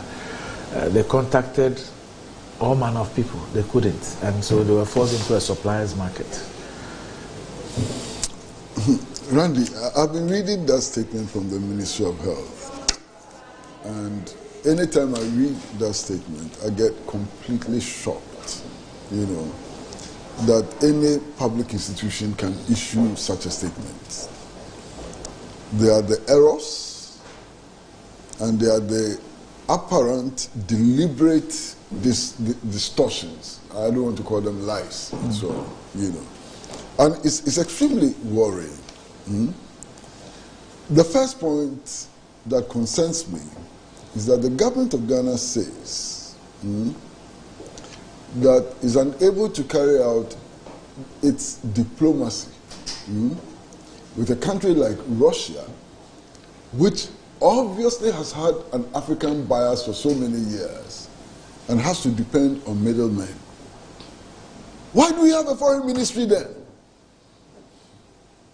What is the use of our foreign ministry? If our whole government apparatus, foreign ministry, embassy in Russia, ambassador in Russia and so on, cannot pull a deal with Russia, and we have to go through... Something that has been done with many other countries. Exactly. And we have African countries as well. well. We have to go through middlemen in the Middle East. It kills me. Not just Middle East, there's one Ghana. There's one company that it says it's a Ghanaian company. And this is the statement that our Ministry of Health puts up, and they're comfortable with it. They said they're frustrated. I mean, it's incredible. And then we are told that they had meetings with the deputy Russian ambassador. And Russia has no deputy ambassador. So, who did they meet? But who deputizes for the ambassador? Russia has no deputy ambassador. There is nobody designated in Ghana as deputy ambassador. Okay, so maybe they got a designation wrong. Oh, so our whole government apparatus, apart from the fact that they are incapable of reaching a deal with Russia, would also get the designation of who they are talking with wrong. Hey, Andy, are we not in trouble? Because there's a deputy head of mission and head of chancery. Yeah, he's not a deputy ambassador. Yes. He's not a deputy ambassador. Yeah. You understand? So that worries me. And then we are told that the price of $10 per vaccine is ex-factory price. And I'm sitting in my office and I'm wondering, what are we talking about? Are we talking about the importation of sardines or corned beef or something? What is that? Everybody in the world knows about what has come to be known as vaccine diplomacy. You understand? Now, if you look at vaccine diplomacy, the Russians are having a lot of difficulties because the World Health Organization has not approved their vaccine. Countries, national institutions and so on have approved it and they are buying it.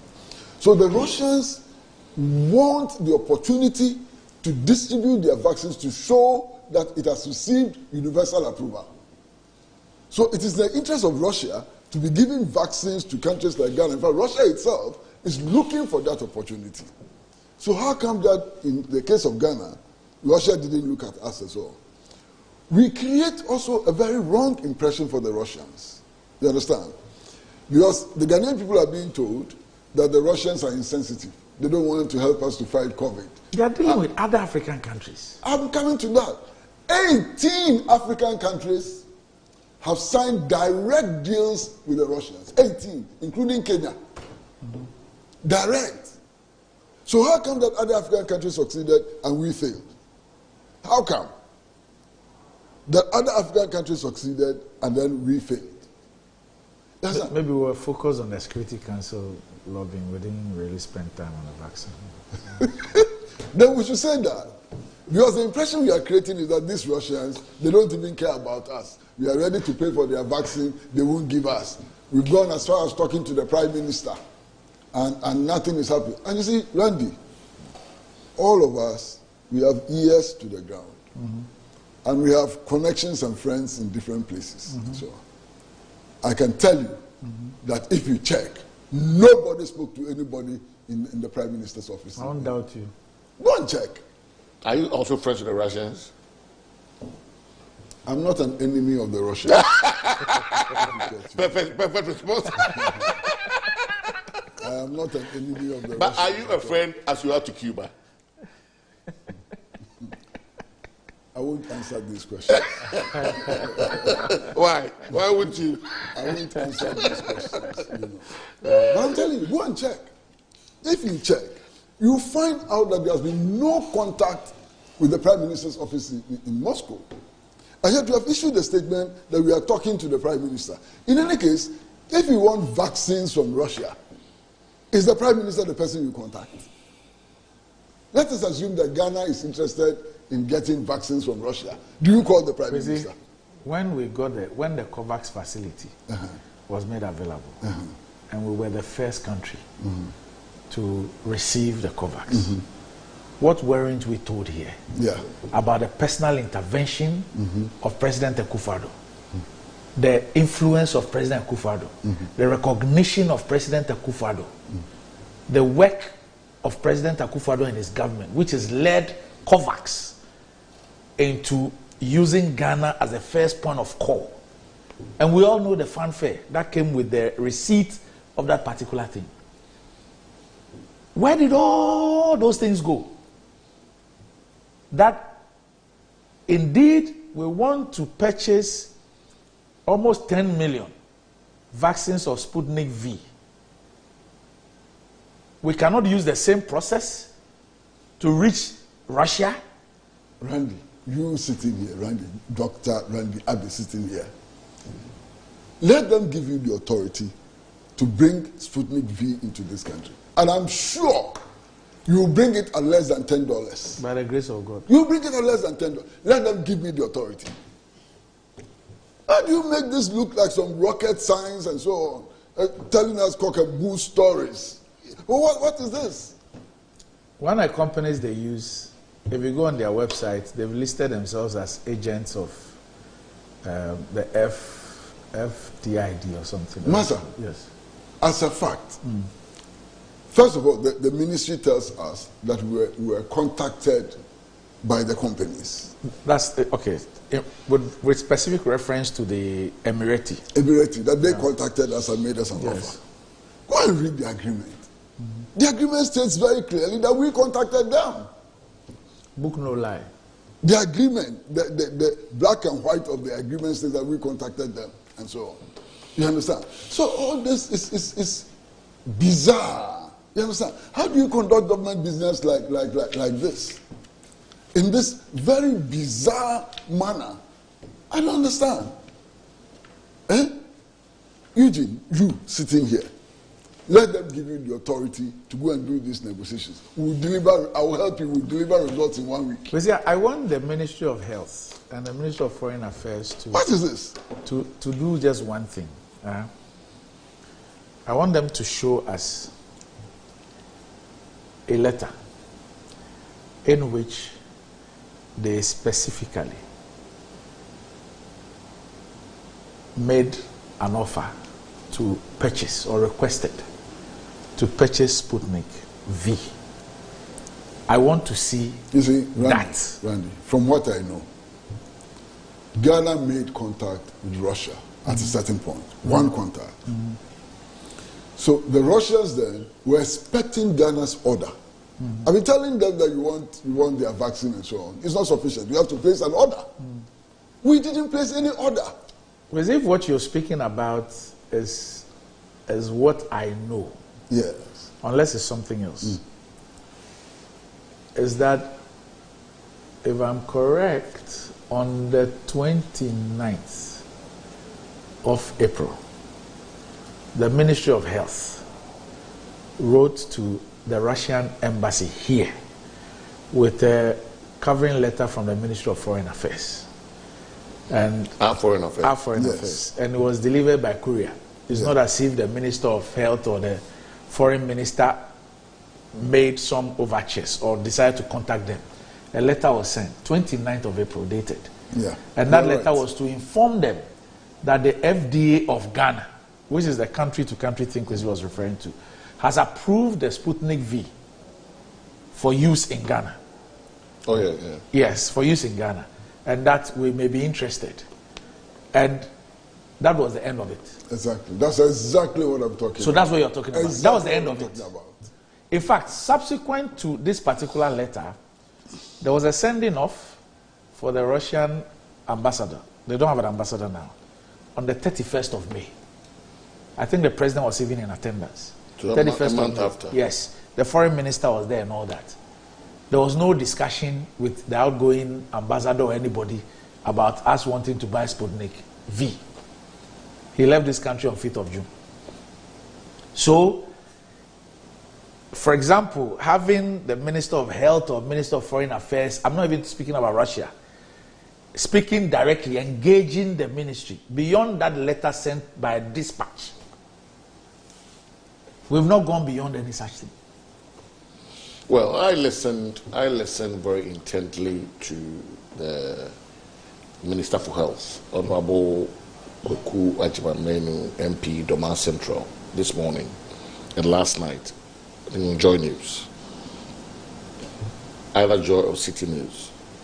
And he made references about even taking the ambassador to the presidency and the ambassador not be in a position to help, and then subsequently having to use intermediaries. It's all captured on Joy News. I listened to him. And so I was of the view that maybe because the government had to use its own connections, so to speak, to bring the Sputnik V in, they were forced to then use intermediaries to acquire the vaccines for them. This is my humble opinion, what I deduced from the Minister of Health's interview with either City News or Jordan, I can't remember.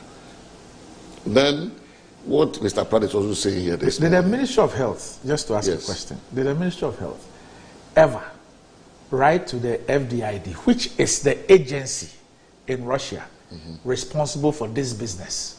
Okay. That's the agency in Russia set up by the government to deal with this vaccine stuff. Okay.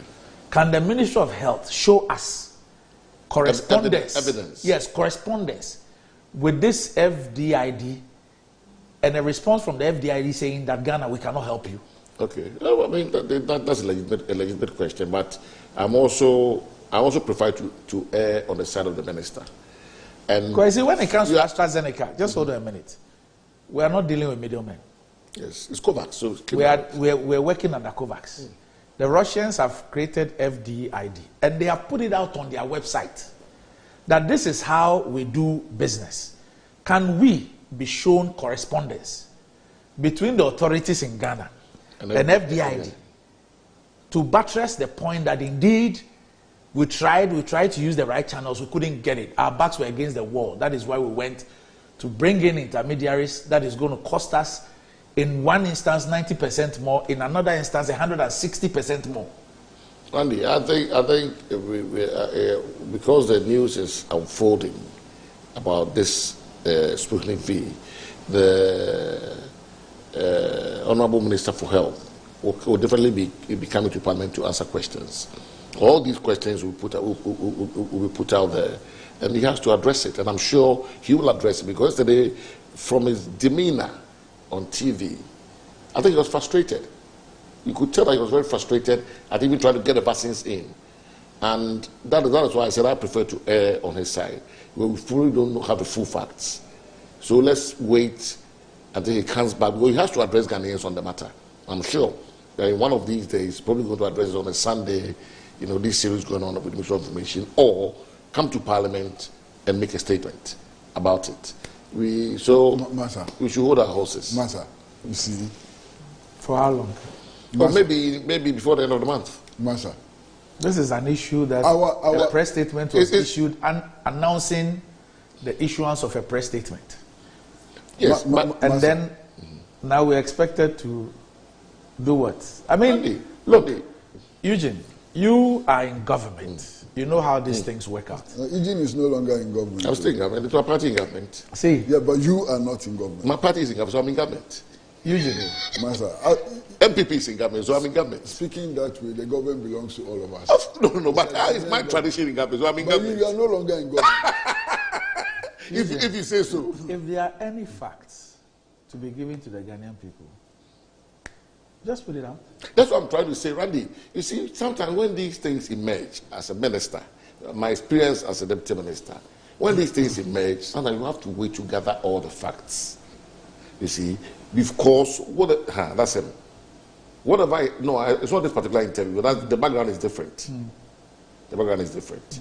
When these matters start raging in the public domain, right, or begin to unfold, well, you have to be careful whatever it is that you say.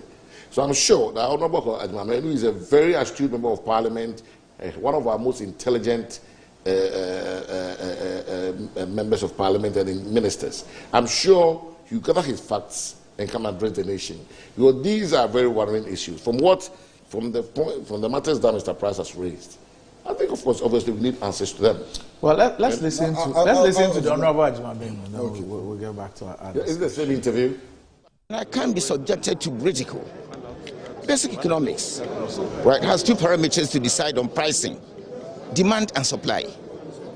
At the time that we signed this agreement, FDA has approved of only 2 vaccines, AstraZeneca and Sputnik. COVAX has indicated to us that all our deliveries that were going to come after the first drop will be delayed until June, July, because India has banned exports. That meant many people. So there was nothing coming from there. The African Medicine Supply Platform, we had registered with them. The one they were allocating to us, Johnson & Johnson, had not been released, registered in Ghana, not even elsewhere in the world. And they couldn't give us nothing. The indication was until August. So we didn't have much options to swim around. We had to go for Sputnik. We invited the Deputy Ambassador of Russia to the President's office. He couldn't tell us any significant thing. I was directed to write to the Trade Minister in Russia, the Foreign Minister in Russia, all those who mattered in this issue. Our direct contact with RDIF yielded no results. So we didn't have options than to go through middlemen, when we have said right from beginning that we wouldn't use middlemen in trying to procure vaccines. There was pressure back home that the president should make efforts to procure vaccines. We should rely only on the COVAX grant that was coming. What could you have done? We sat down with them, did a lot of negotiations. We agreed on $19. We signed the agreement, right? We were supposed to do LC for the first delivery schedule. Even that, they were not going to supply the 3.4 million at a go. They gave us a schedule of 300,000, then 1 million, 1 million, 1 million, spread up to June from April. We are not very comfortable with that. Our LC delayed for some reasons. When it got to them and it was confirmed, they sent us a message that they had run out of stocks. And up to I speak, they haven't been able to drop 1 single dose. What wrong have I committed? There are several other things I should have gone through. But emergency, where people are dying, the disease is spreading, and we have found an antidote to vaccinate. And the president has promised Ghanaians that will protect the nation through the vaccination. What else could I have done? What else could Ajimamenu have done? Randy, you know, look, some of the statements that the ministry puts out, I think they should stop doing that. You know, for justifying the $19 per vaccine, they claim that it included cost of refrigeration and so on to make sure that the vaccine gets here safe. You know what I found out? The Russian vaccine doesn't need all those things. Because the Russian vaccine, Master, I hope you are listening, the Russian vaccine is produced in powder form. You understand? So when it reaches here, we then add whatever we add to it before we inject. So that claim that the price shot up because of refrigeration, handling, and so on, it's funny. Anybody who is familiar with the nature of the Russian vaccine knows that it is funny. Okay? Quite apart from that, we are lucky. Okay? Ghana's president is president of ECOWAS. You understand?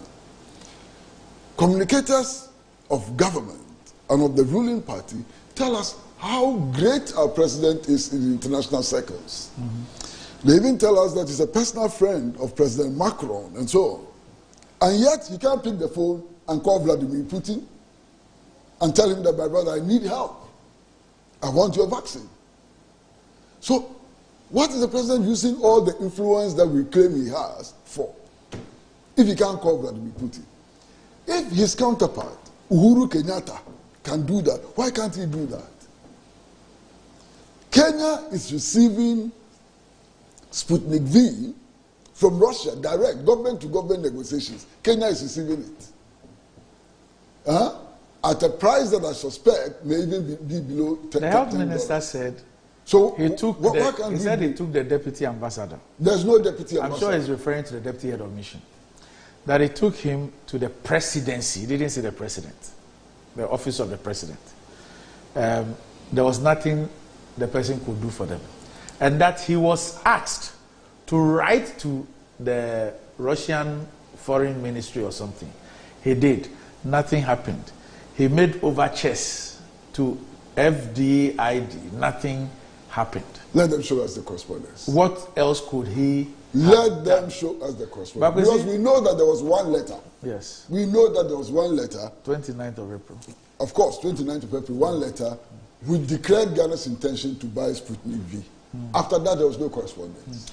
If there's any correspondence, let them show us the correspondence. See, interestingly, the minister in the interview says that the 3.4 million from Dubai, the Sheikh, from when they signed the contract, they were supposed to deliver 300,000, 1 million, and 1 million. So they were supposed to finish delivering the 3.4 million by the end of June. Because there was pressure on the president. Ghanaians needed to be vaccinated. Ghanaians needed to be vaccinated. Today is the 16th of June.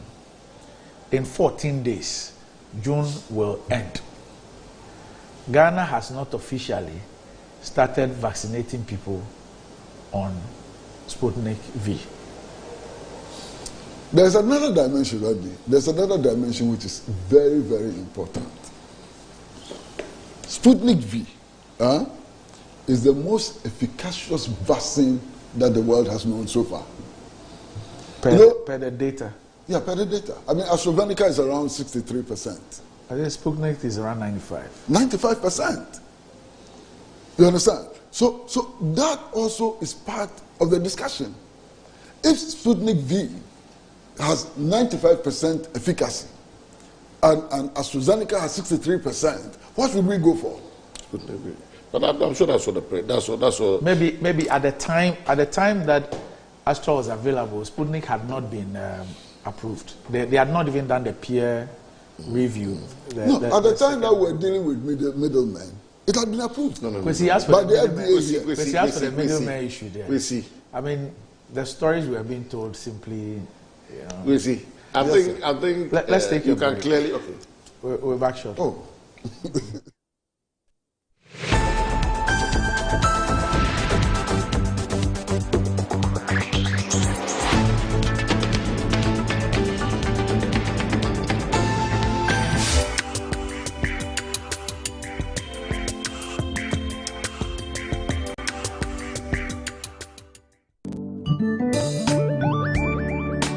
In Ghana and in Africa, there is only one place to look to get that luxurious design and decor for your offices and homes. Visit Jamila Home. We give you the climax of luxury wherever you find yourself. Presidential and executive office furniture, living room sets, dining set, stunning mirrors, adorable wallpapers, lovely king and queen size beds, valuable antiques and antique goods, beautiful chandeliers and more. Into the bargain, we provide caring customer service, prompt delivery service, skilled and artistic full house design and decor services, and free decor ideas for your space. Our products and service is unparalleled, boasting of top-tier clients all over the globe.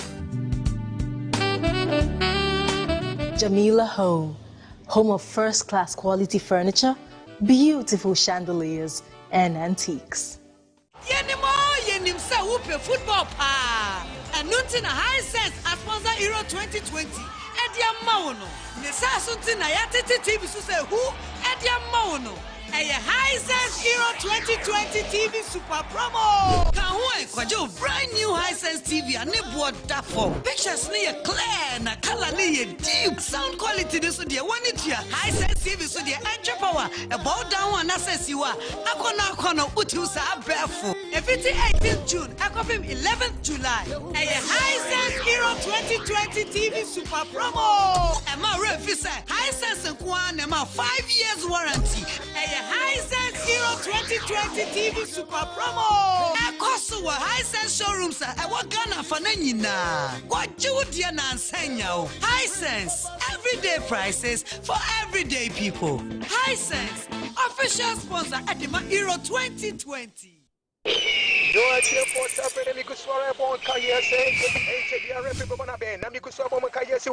Masa, tam Maria, I'm kind of coffee. I am no more budget born again. Why? Have a beer, you can never be right.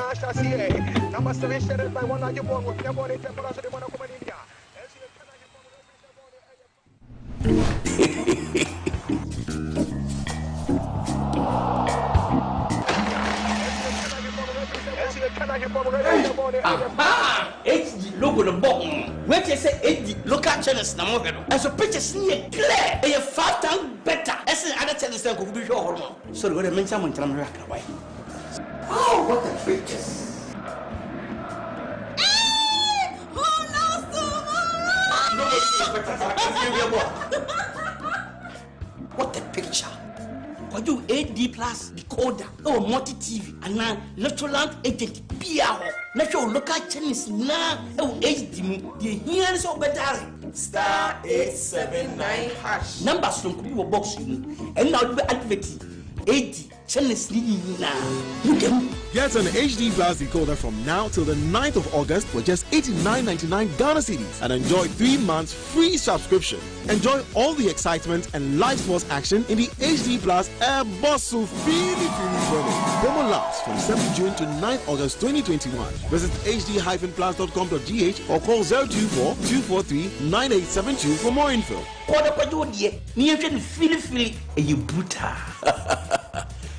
Half a nose for good things.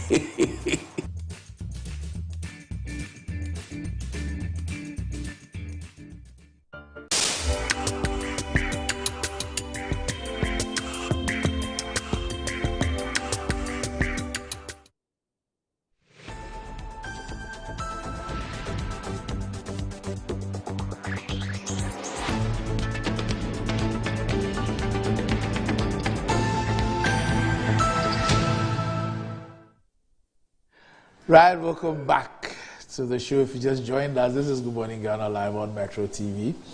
Still with me on the show, of course, Prajidia and Eugene Boachi Edri. Honorable.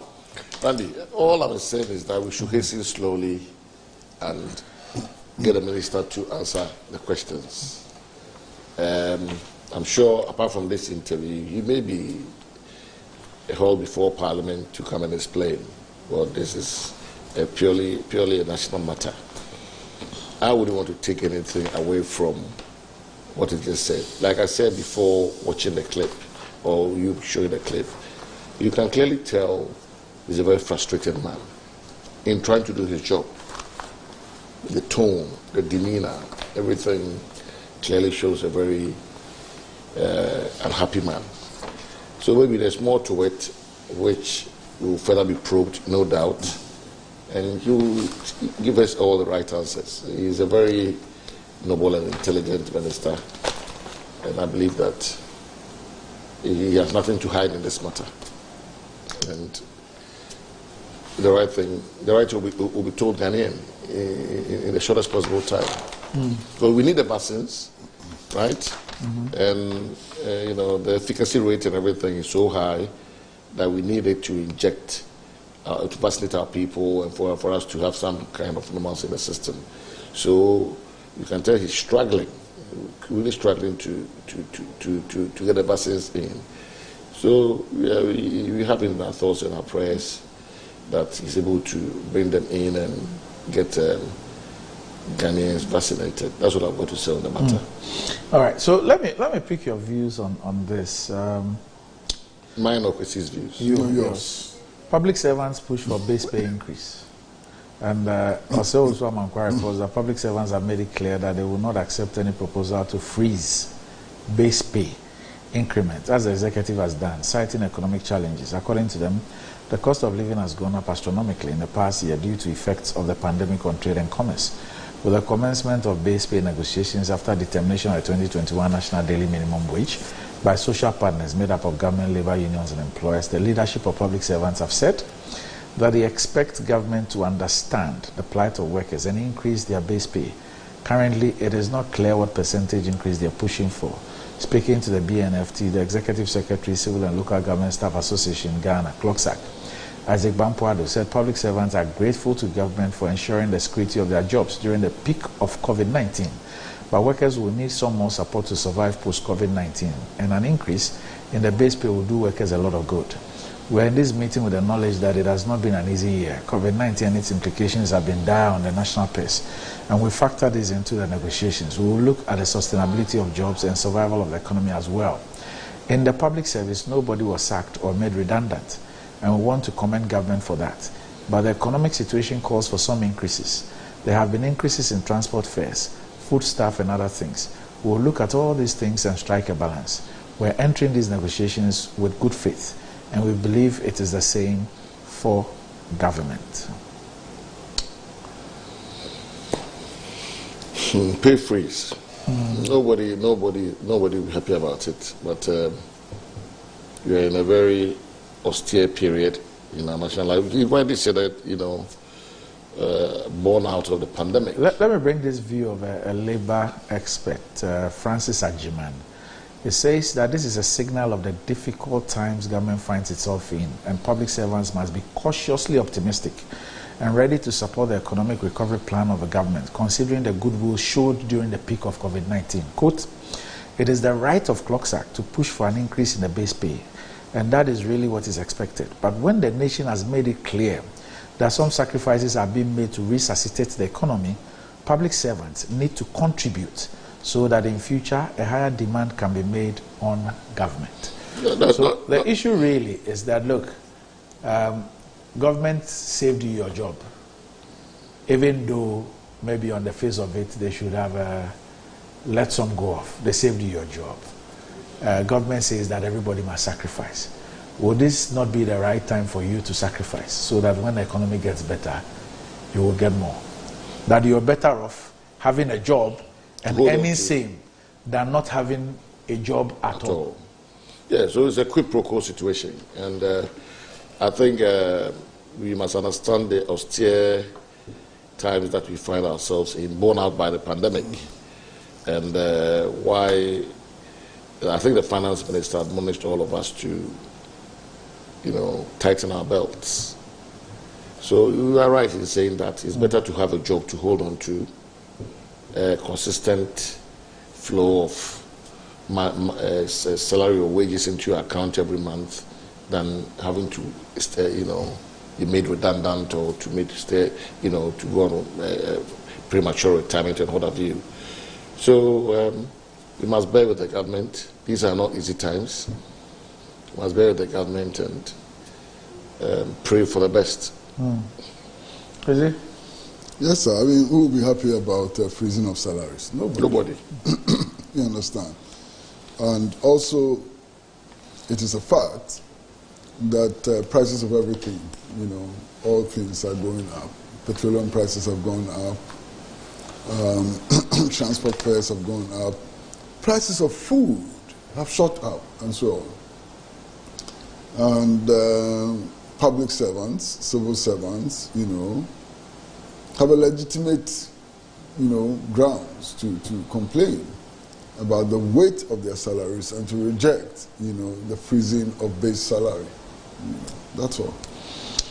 Now, you see, yesterday we were going through the issue of value addition and how as a country we've completely lost out. And one of the saddest points is that if we take the area of crude oil, it appears that but for the Tuabo gas plant, we will be importing virtually everything, every byproduct of crude oil. Because the Tuabo gas plant provides 45% of our LPG requirement as a country. Wow. So we import 55%. Tuabo gives us 45%. Apart from that, everything else is imported. Petrol, diesel, aviation fuel, bitumen, kerosene, all that is imported. And this brings to focus the issue of TOR. On page 3 of the Daily Guide today, Vincent Kubi reports that the Managing Director and Deputy Managing Director of Tamari Refinery, TOR, Messrs. Francis Boateng and Atu Morrison, have been relieved of their duties. Daily Guide has guarded. Reasons for their dismissal are yet to be disclosed, but information available to the paper indicate that the MD and his deputy received letters from the Ministry of Energy on Friday, June 11, 2021, asking them to vacate their offices. A source at the facility has confirmed the development to this paper. Mr. Boateng was the General Manager for Commercial Operations at the Ghana National Gas Company before he was appointed the Managing Director of TOR. He replaced Kweku Asante Beku, who resigned over allegations of his involvement in a bribery scandal by the Securities and Exchange Commission in the United States of America. Workers of TOR have in recent times registered their displeasure with the performance of the facilities management under Mr. Boateng, especially the frequent shutdowns. The workers have also been protesting the non-payment of their salaries, the disconnection of water supply to the refinery by the Ghana Water Company Limited. That's another low. And the lack of crude oil for refining, among other concerns. Over the last 6 years, the facilities are alleged to have incurred losses from its operations. Energy consultant Nana Mwesi, the 7th of the Institute for Energy Securities, believes urgent steps must be taken to increase the refinery's crude distillation unit, that's the CDU, from 23,000 barrels per stream day to 45,000, solve the residue fluid catalytic cracker, RFCC problem, as well as install hydro-treating catalyst and technologies for all crude oil fractions. Again, it's called for the construction of a gas pipeline less than 1 kilometer to power the refinery and also put security measures in place to stop the stealing of products. Quote, the government is faced with a daunting task of appointing a new managing director and a board of directors to save our premier and only refinery. The Minister of Energy is appointing an interim management committee to oversee the day-to-day running of the refinery. We hope this decision is not rushed, since the job security of many workers employed at TOR depends on a new competent managing director. TOR has a 45,000 BPSD capacity CDU and 14,000 RFCC units, which converts atmospheric air to higher value finishing products, but has been operating below 25,000. Before you, yes, the benefit of US, yes, the Honorable Minister for Health, yes, is holding a press briefing, okay, at the Ministry of Health present at 9 o'clock, so it's ongoing. Yes. Yes, I'm sure all the questions we'll will follow put to him. Yes. Yes. Anyway, I mean, the TOR problem... But see, what is the issue with TOR at all? Well, you see, Randy, I'm fully convinced that there are players in the energy sector who want to take over TOR. I mean, the clamor to privatize TOR didn't start yesterday. The clamor to privatize TOR started in the 70s, you know, and people just want to sell it off, and some want to own it, and so on. And that's why TOR is being run down, you understand? In the Rawlings era, we carried out a major rehabilitation of TOR, leading to the installation of a catalytic cracker. And that was meant to be a major turning point for the refinery, you know, because we were able to refine crude up to a certain level. We're going to maximize the benefit that we got from crude and so on. Of course, we rehabilitated Tor with loans at great expense to this country and so on. But after the rehabilitation, we continue to run Tor down to the extent that debts accumulated, huge debts accumulated. And when President Kufuor assumed office, he had to institute the Tor Debt Recovery Levy, which I suspect we are still paying. You understand? And yet nothing happens.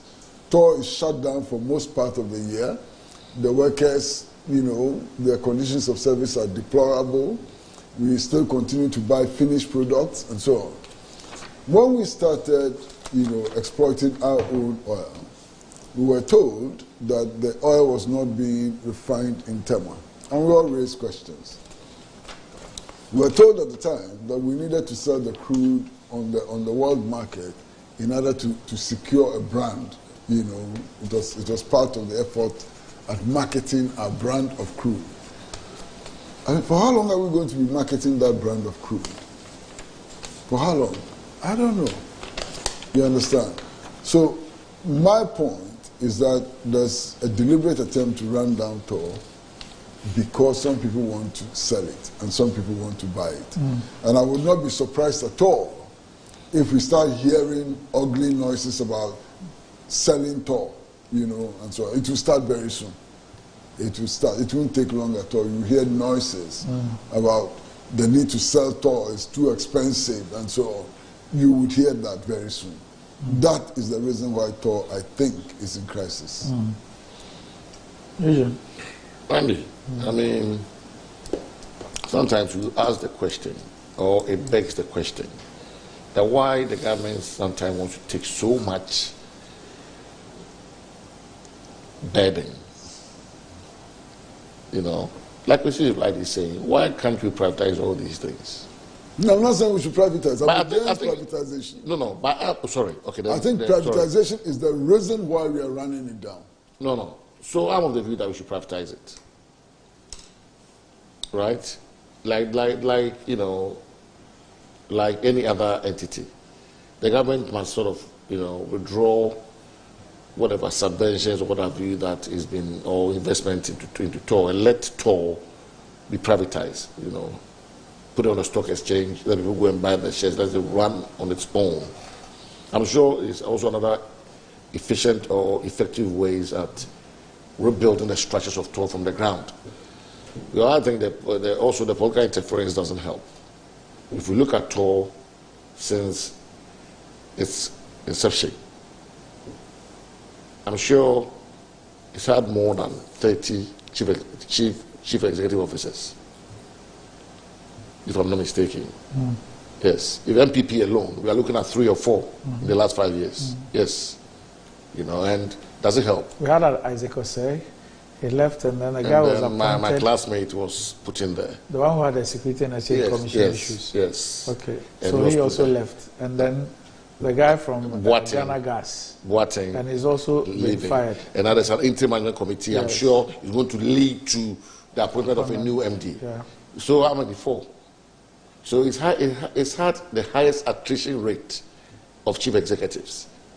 And why should government still be getting involved?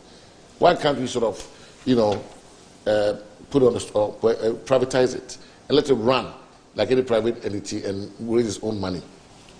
I think that's my bit on it, because it's just a drain on the limited resources of government. And the earlier we privatize it, the better. That's my humble opinion. Okay. All right. Now, there's an interesting text from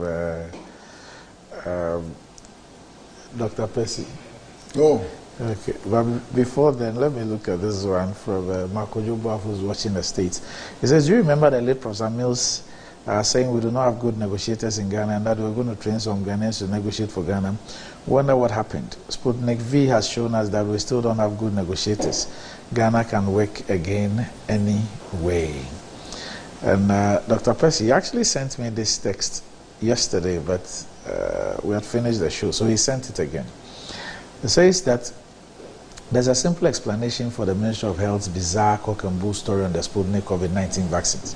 It says, by the root of the transatlantic slave trade and colonialism, the Gold Coast, Ghana, and other African colonies created a very small class of go-between people, the comprador, or Portuguese for agent. And it says, as agents, the interest of the comprador always lay with the foreign principal. In Ghana, it came to be said that Boheni Ayo. It says, post-independence and under neo-colonialism, the comprador classes have become permanent traitors and Trojan horses in our midst. West, these are now our rulers. This go-between parasites are enriched each time they betray our collective interest, as has been displayed with brilliance, first with a secretive COVID-19 testing scam at the Kotoka International Airport, and now with overpriced Sputnik vaccine procurement. Think of a small clique in any football team that gain materially each time the team loses, and you have our comprador classes. Instead of lining them up for execution as traitors, we rather celebrate and honor them. We're going nowhere forward until we understand this. To progress nationally, we must confront and root out comprador thinking and action from our midst. We must make treason against our collective interest a very unprofitable venture, each time and every time. Okay, so that's Dr. Percy's view on this particular issue. All right.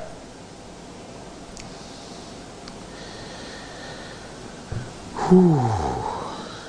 So let me just do this once again. Happy 50th birthday to Daniel Macaulay. MacDan, you're 50 today, so happy birthday to you. Mr. Ernest Thompson, former Director General of SNIT, today is your birthday. Happy birthday to you. And also Samson Ahiatroga from Georgia. So that's Mr. Ernest Thompson. Samson Ahiatroga from Georgia. You also 64 today. Happy birthday to you. Mrs. Rodlin Na Ayele Kwote, it's your birthday. Happy birthday to you as well. We need to go. How's Subin doing? Subin is doing extremely well. Are you worried about Subin? I just want to know. These days, I hardly get to know what's happening there. Well, a lot is happening. It's just that I think most of my roads are under construction through the Kumasi Inner City Road project. 55, the facility with the government of Ghana by contractor. And there is because of the COVID, because we cannot be meeting, we cannot, but the COVID restrictions, sorry. But it's okay. We still attend our normal funerals and whatever. But when you went, when Parliament was on recess, I saw a lot of pictures with you. Oh, yeah. Meeting. Despite COVID, you were meeting them. No, but the numbers were restricted. That's the thing. So you also get complaints. Well, healthcare is not taking. You have to hold the meetings every day. You have to meet everybody. So we were meeting the executives. And we met the seamstresses, the tailors, but a few stakeholder groups in the community. To do with KGTI and the new Asaf market coming up and why they need the shops and the spaces for the shops are too small. We have petty issues that ought to engage the attention of the MP and see if you can facilitate things for them. So far, so good. Right. So we're here a couple of weeks ago. Speaking you planted our tree too last Friday. Yeah, speaking about the sad passing of Alhaji Kasule, Bewa Construction, one of Ghana's biggest construction companies, and it's going to be. No, actually, the body would arrive from the UK tomorrow evening. Okay. Is he not a Muslim? Yeah, he's a Muslim, but he died in the UK. Okay. And the body would arrive from the UK tomorrow evening. The body will be kept in Accra till Friday morning, when it will be transported by air, to Tamale, and then we will bury him in Tamale. You understand? According to Islamic tradition. According to Islamic tradition. And then 3 days after, the family in Tamale would have some ceremony to be followed in a week by another another ceremony. And then on the 40th day, there'll be there's supposed to be something befitting, in Accra. So I'll be leaving for Tamale tomorrow, to play your part. Hey, so you won't listen to my advice? No, this is my brother. I mean, he was a friend and a brother. He's been a friend for years, for about 40 years. You understand? We've been very close. He's been an excellent man. He's part of my family, more or less. I mean, there's no way I can refuse to go to his burial. All right. Okay. So don't get. Kwesi will be given the maximum protection. Okay. So don't get confused by it. I realized that when we were speaking about Alhaji Kasule, you saw a funeral poster on the screen. That's not him. That's Benjamin Kwabena Abiu, aka Bodyman. He's actually the dad of my close buddy, Henry Abiu. That's this weekend in Winneba. So don't get confused. What you saw wasn't Alhaji Kasule. This is Mr. Benjamin Kwabena Abiu, and is the dad of my very good friend Henry Abiu. That's this weekend at Winneba. All right. So, gentlemen, thanks for joining me on the show, and thanks for watching. God willing, we'll be with you tomorrow. Have a pleasant day. Metro TV, insightful and inspiring moments.